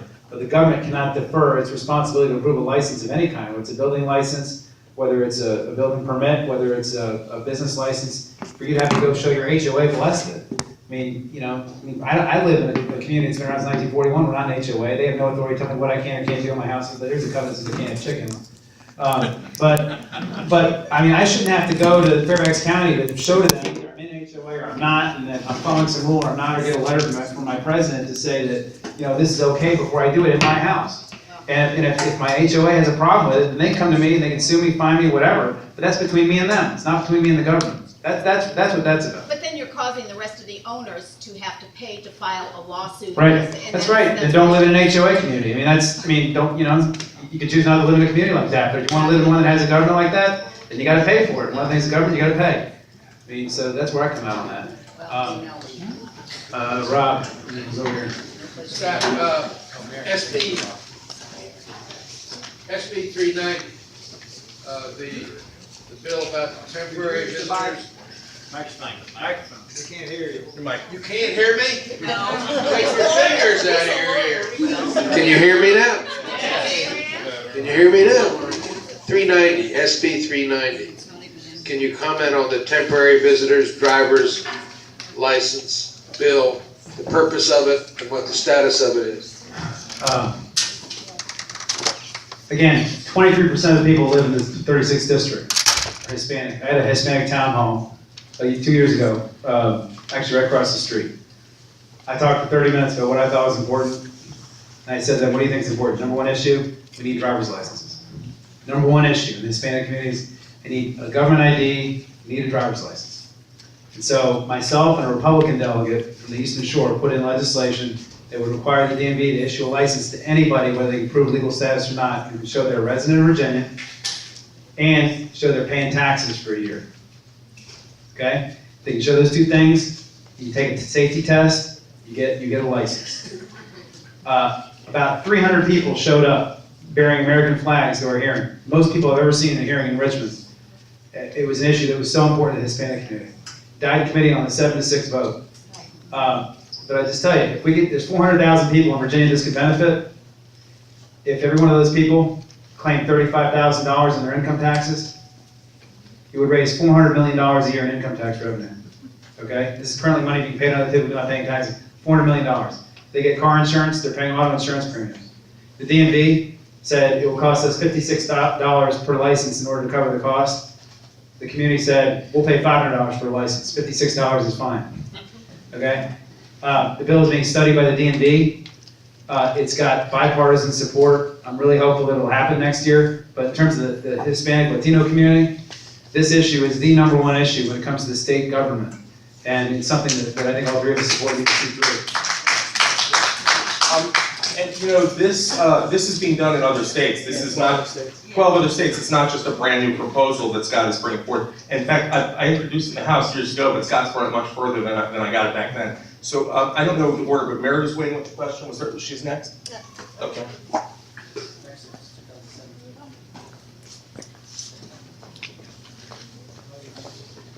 This is about mental health funding of the state.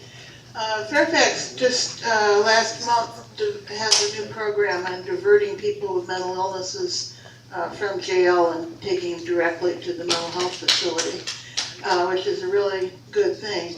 So we don't tase them and have trouble in the jails. But so far they said they've diverted 40% of the people they've picked up over to the mental health center in Merrifield. And they also say, the sheriff says that 40% of the people in jail already have mental illnesses. So the other thing that is happening when they get diverted to the mental health thing, some of them have to get a bed, and they don't have enough beds up here to accept them all. Sometimes they have to go downstate or other places. So I'm wondering if we might get any more mental health money this year. We got some more last year, I think, but I'm wondering if there's still more coming, because there's a growing need. Okay, so tomorrow, I think I'm going to refer to, tomorrow at 1 p.m. we'll find out what the budget proposals are from both the House and the Senate. At our previous town meeting, we had Senator Barker, who's on the commission, the 4-year study commission on mental health needs. He was optimistic on some ends of funding, but I can't say if there's any special money for diverting mentally ill people from incarceration. But we can follow up if you'd like, particularly after tomorrow afternoon. And Mary, our mental health system in Virginia is again another piece of our government screaming out for funding. I just had a family that called me a week ago with a woman with her husband in a mental health crisis. And he'd been committed a couple times. When he finally voluntarily agreed to commit, they had to send him to Petersburg because there wasn't a bed in Northern Virginia.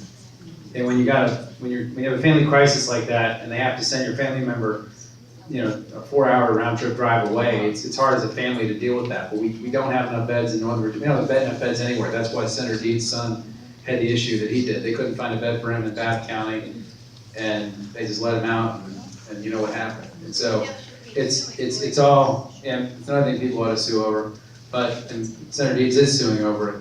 But our mental health system is horribly underfunded, and it's just another thing that needs more money in it. We just don't have enough capacity to handle the need that we have. So we're all supportive of that. Let's go to this slide. Yes, sir. Hi, Mike Ray on Mason Hill. The recent passage of the peer-to-peer hospitality services like Airbnb, we have one in our neighborhood, and boy, it's a mess. It's like having a hotel living next door. In fact, the first time they listed their house, they actually brought in a commercial ad company to videotape. It took trucks, and so I know the passage was just recently made, and I contacted Fairfax County, and they said there's nothing they could do about it because it's not zoned.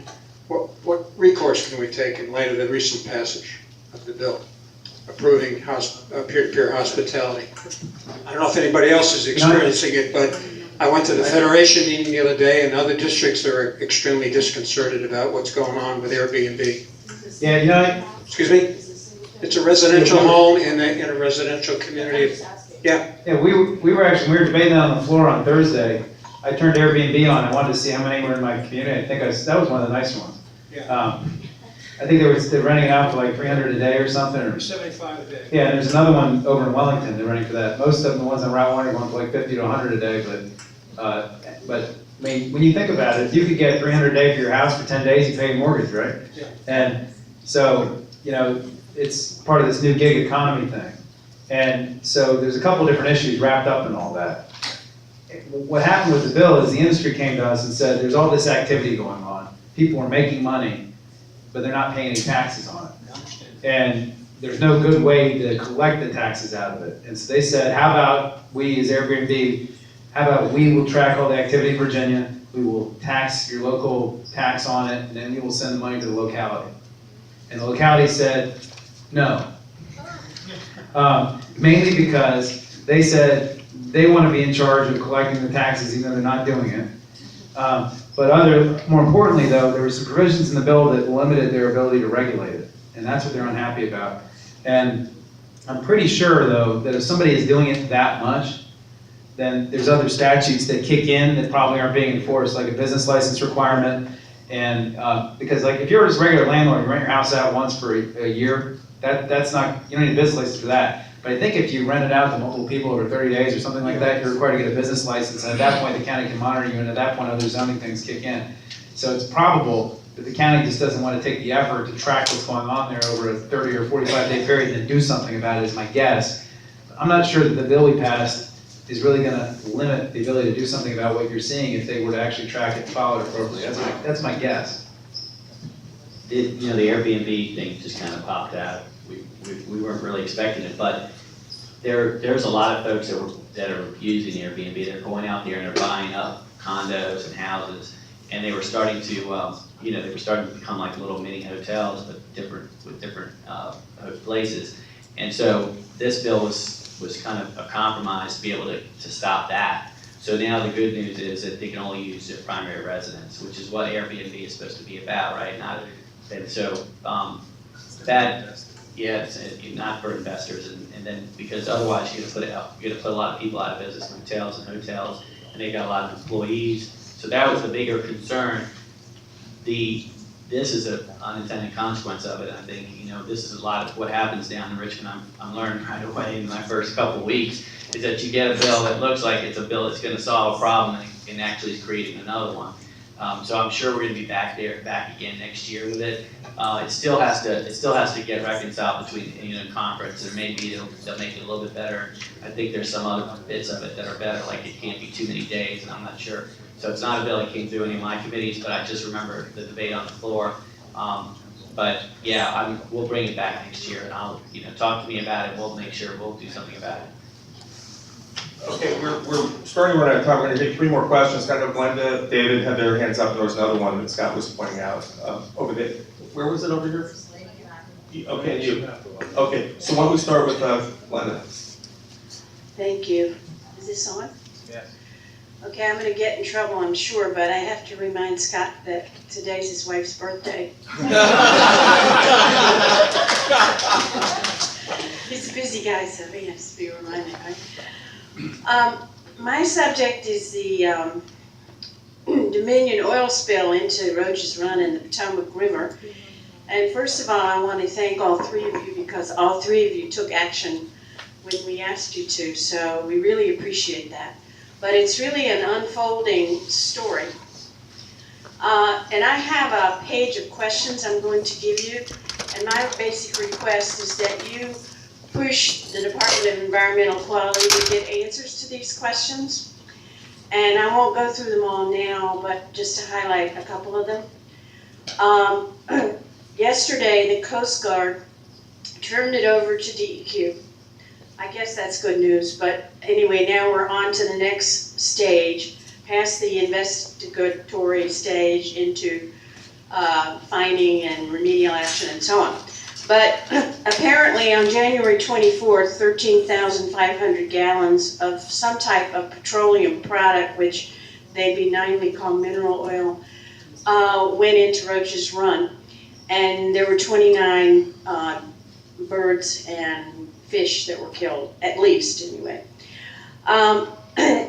there are questions, I think, about what happened if the spill was, and the DEQ release says the spill was on January 24th. On February 3rd, I and several other people notified various authorities, DEQ, all of you, other local governments and so on. So that's 10 days. And what was going on during that 10 days? What was Dominion doing? What was DEQ doing? While the oil was apparently flowing into Roach's Run and the river. There's another question about the extent of this spill. There are news reports that it got to as far as Wilson Bridge, and then the DEQ release yesterday says it got as far south as the Woodrow Wilson Bridge. Well, I have photos of the sheen in the Bellhaven Marina. We have photos of this sheen at 7831 Southdown Road. Both of those are considerably south of the Wilson Bridge. So I don't know why DEQ is saying that it stopped at the Wilson Bridge, or in effect saying that. And so now, apparently, DEQ can require Dominion to pay some fines, but I think we all really need to look at a whole range of options in terms of what action DEQ takes. And Dominion should not just pay a little fine, but they should pay some of the costs of this investigation and the cleanup, the remedial action, the analysis of the impacts on aquatic and terrestrial ecosystems, and more. So you can respond if you want. You've all three of you have already acted, I know, and I appreciate that. So I'm going to give you my questions that you can pose to DEQ. Thanks, Linda. I don't know if everyone read the article in the Post yesterday that the oil sheen on the Potomac from what was a transformer substation that Dominion had a much larger spill that they claimed that they cleaned up a lot of it or thought they got it all. But they obviously didn't, went into the Potomac and killed these waterfowl, as Glenda indicated. But the part that struck me in the article in the Washington Post was where it says they will negotiate what, if any, fine will be, and that Virginia law requires this negotiation. So besides dealing with this individual at-hand circumstance, I want to find out, I'm going to learn more about the code, why we require negotiation, or at what point the state can easily sue to get the money and not just clean up with what you spilled, but make it better and don't do it again, and have some punitive action too. My question is why Senator Ebbin's constituents keep spilling toxic waste into my district.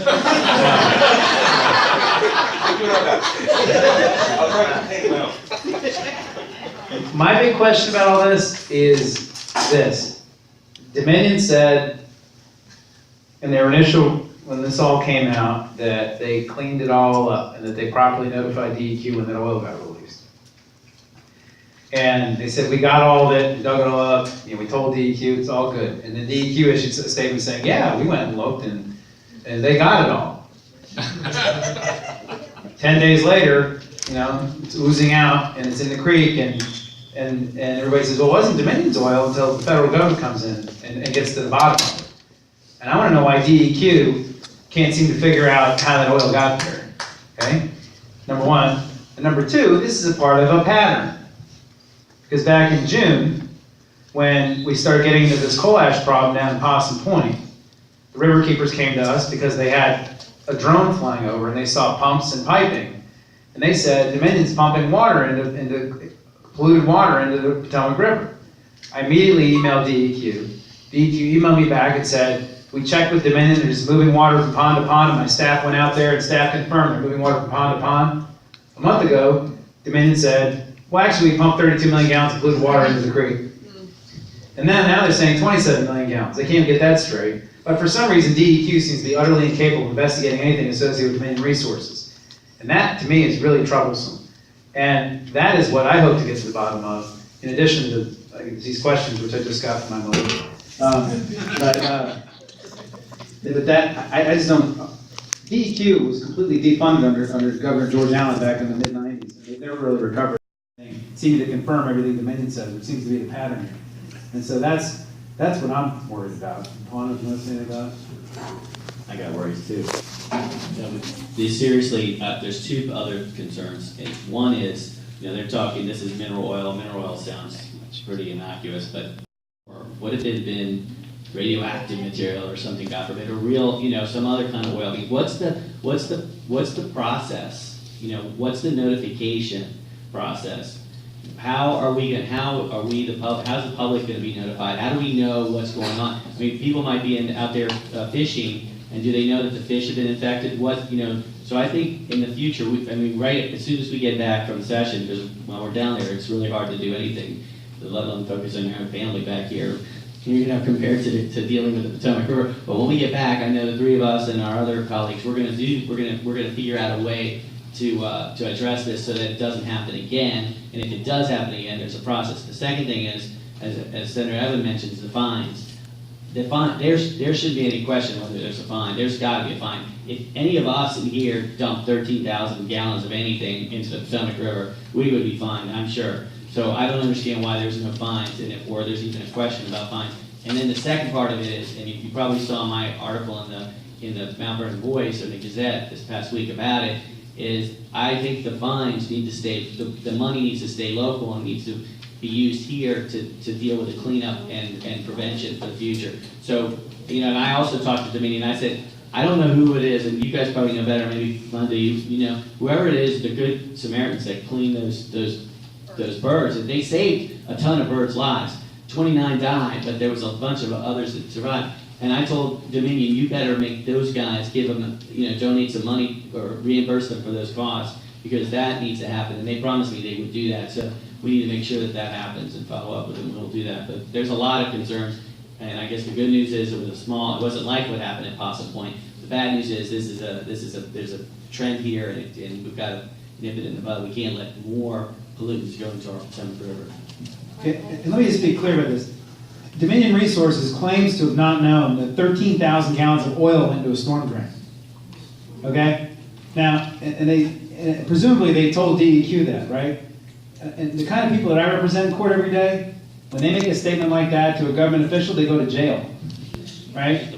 For some reason, if you're, you know, a corporate entity and you make a misstatement about 30 million gallons of your polluted water or 13,000 gallons of your oil, you know, you get to pay a little bit of money.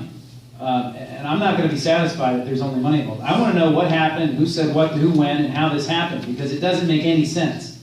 So that's some of the questions that I hope to get answers to, and I want there to be consequences for it. And then I want to go to David, and then I think one more hand, right? Yeah, okay, good. David, go ahead.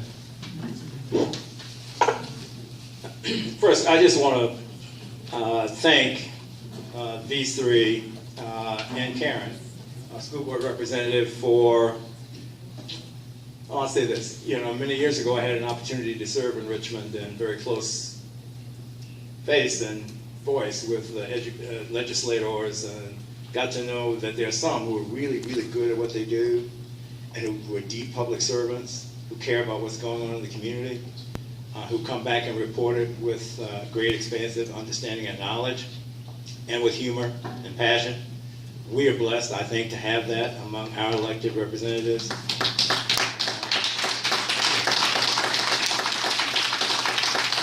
And the only reason they're there to be able to do this great work is because of folks like us who come out and help make that happen, and to keep them up and knowledgeable.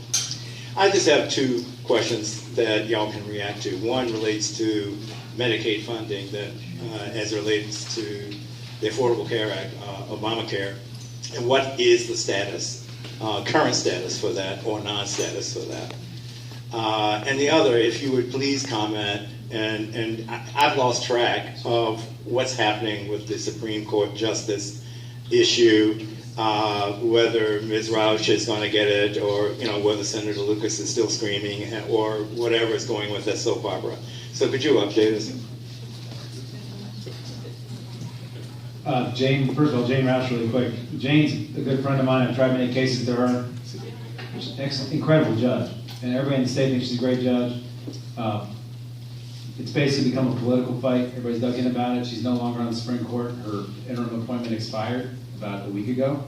That means that she's not on the court right now, and her three clerks who quit their job at Fairfax County Circuit Court to go with her are also out of a job and don't have a salary right now or any benefits. Or they got COBRA, I guess, for a little while. And when I last talked to Jane, she's trying to figure out how to make it through this without jeopardizing her pension or her employees, people working for her, for their pensions. Her husband is retired school teacher. They're not wealthy people. And so she's trying to deal with that. The governor can't put her back on the court until we recess. There's been some talk by the Republicans about not officially recessing to try and block him. And so I don't know how that's going to resolve, but there's one Republican senator who's taken a stand on this and said he's not going to be part of it, and the only person he's going to vote to confirm is her. And as long as he stands with us, the 19 of us and him, that's 20, and they can't get to 21, so nobody's going to go on the court until the dam breaks on that. And so that's kind of where it stands. As soon as we recess, the governor will give her another recess appointment. She'll go back on the court, is my assumption, assuming she's not forced to retire somebody to save her pension and her benefits. I know she's been trying to figure that out, so it's a big mess. And real people caught up, real problems in it too. On Medicaid, the governor put in his budget. The budgets that'll be announced tomorrow are going to take it right out, and there doesn't seem to be much of a discussion about it. And I wish the governor would be more aggressive about it. I just texted the governor's chief of staff today when I saw the clips today about how the Southwest delegation is getting really angry because we're about to take away their $20 million coal tax credit. And I told the governor I'd be happy to vote for their tax credit if they'd vote for Medicaid. And that would probably buy us about 7 or 8 votes if we would make that trade. But nobody seems willing to leverage anything. We have the governor proposed $2.4 billion of construction projects around the state in a bond initiative. As far as I'm concerned, anybody that doesn't want to vote for Medicaid shouldn't get a single building in their district.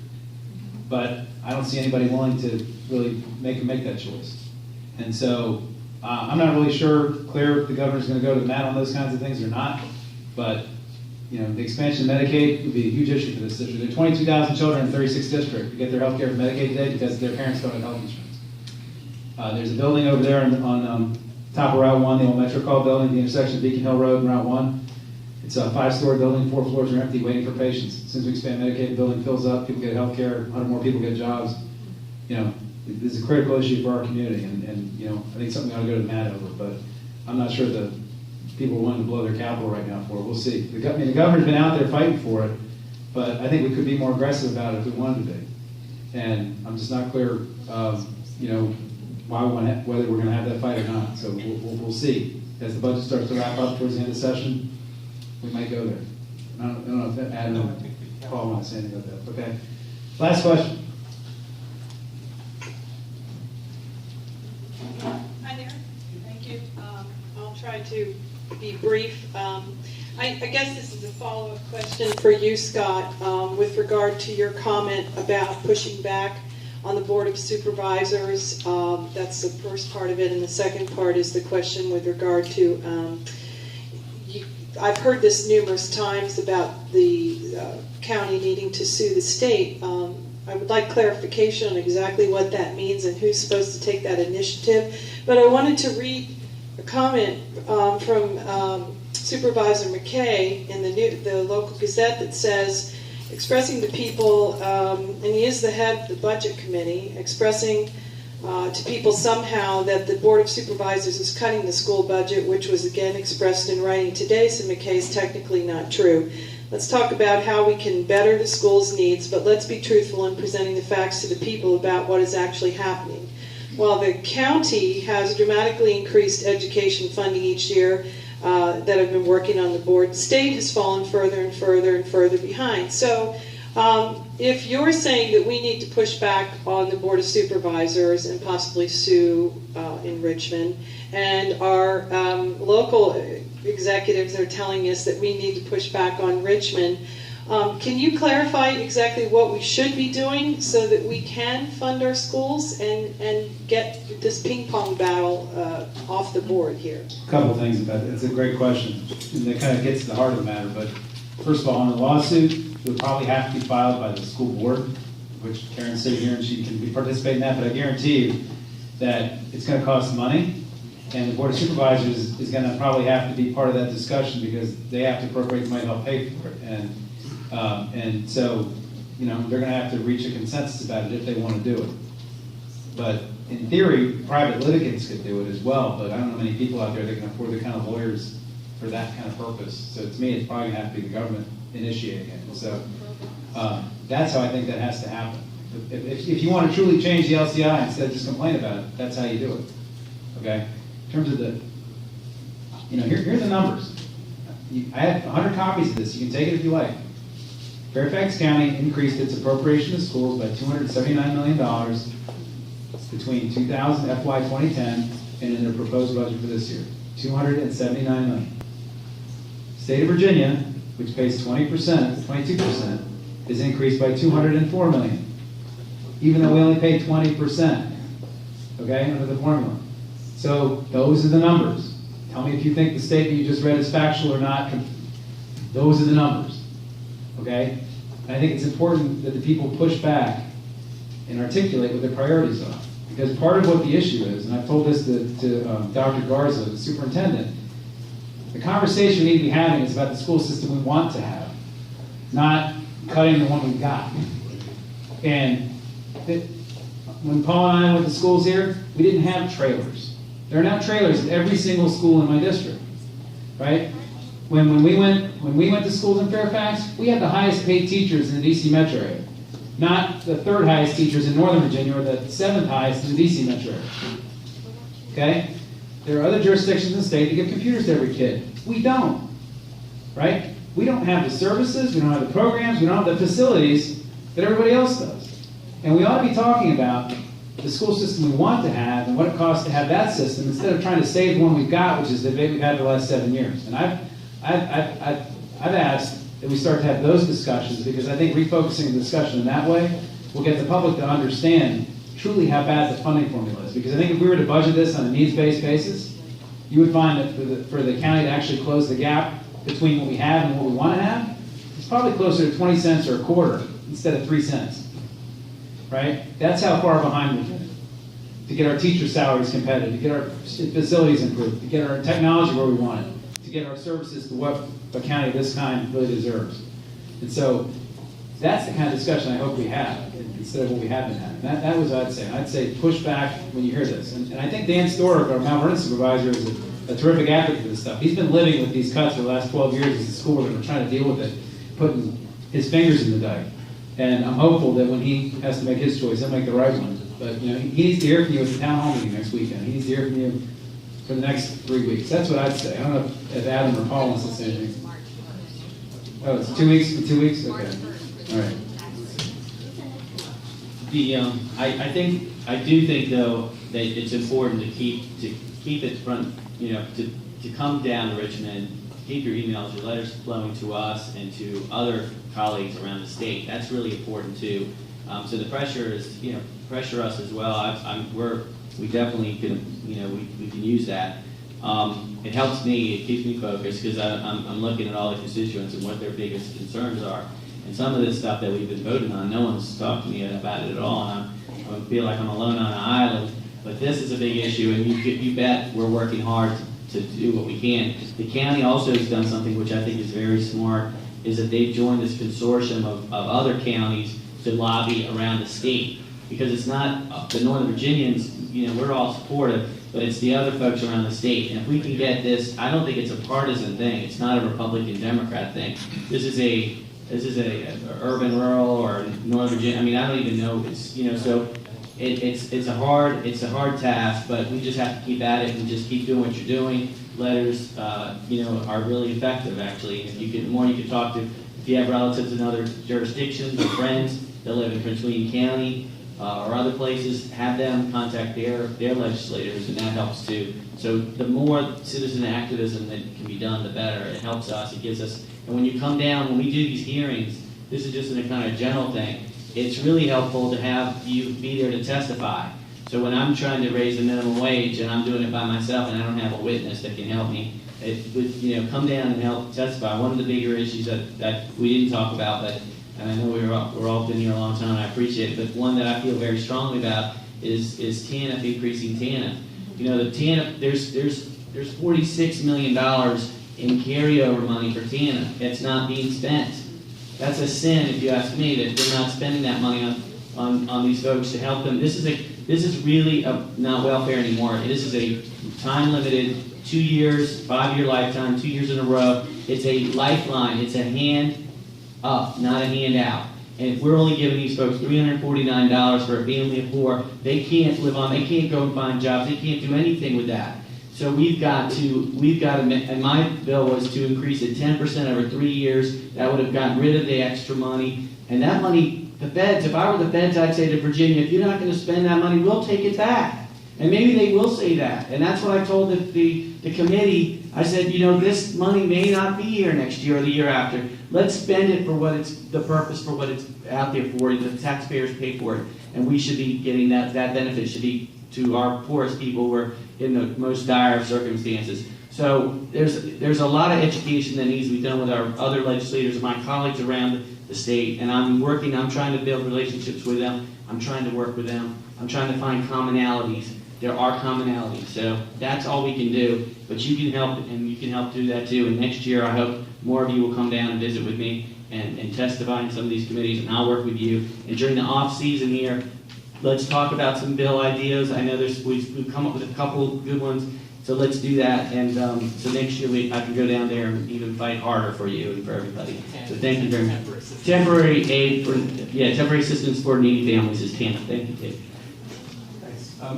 In conclusion, you have all been really patient and civically minded, and we appreciate that. And we're hoping that those who would like some more and like to continue advocating and learn more about the community will come to Supervisor Stork's Town Hall meeting, which is in this building next Saturday, a week from today, starting at 7:45 in the morning. It's a longer meeting than even this one.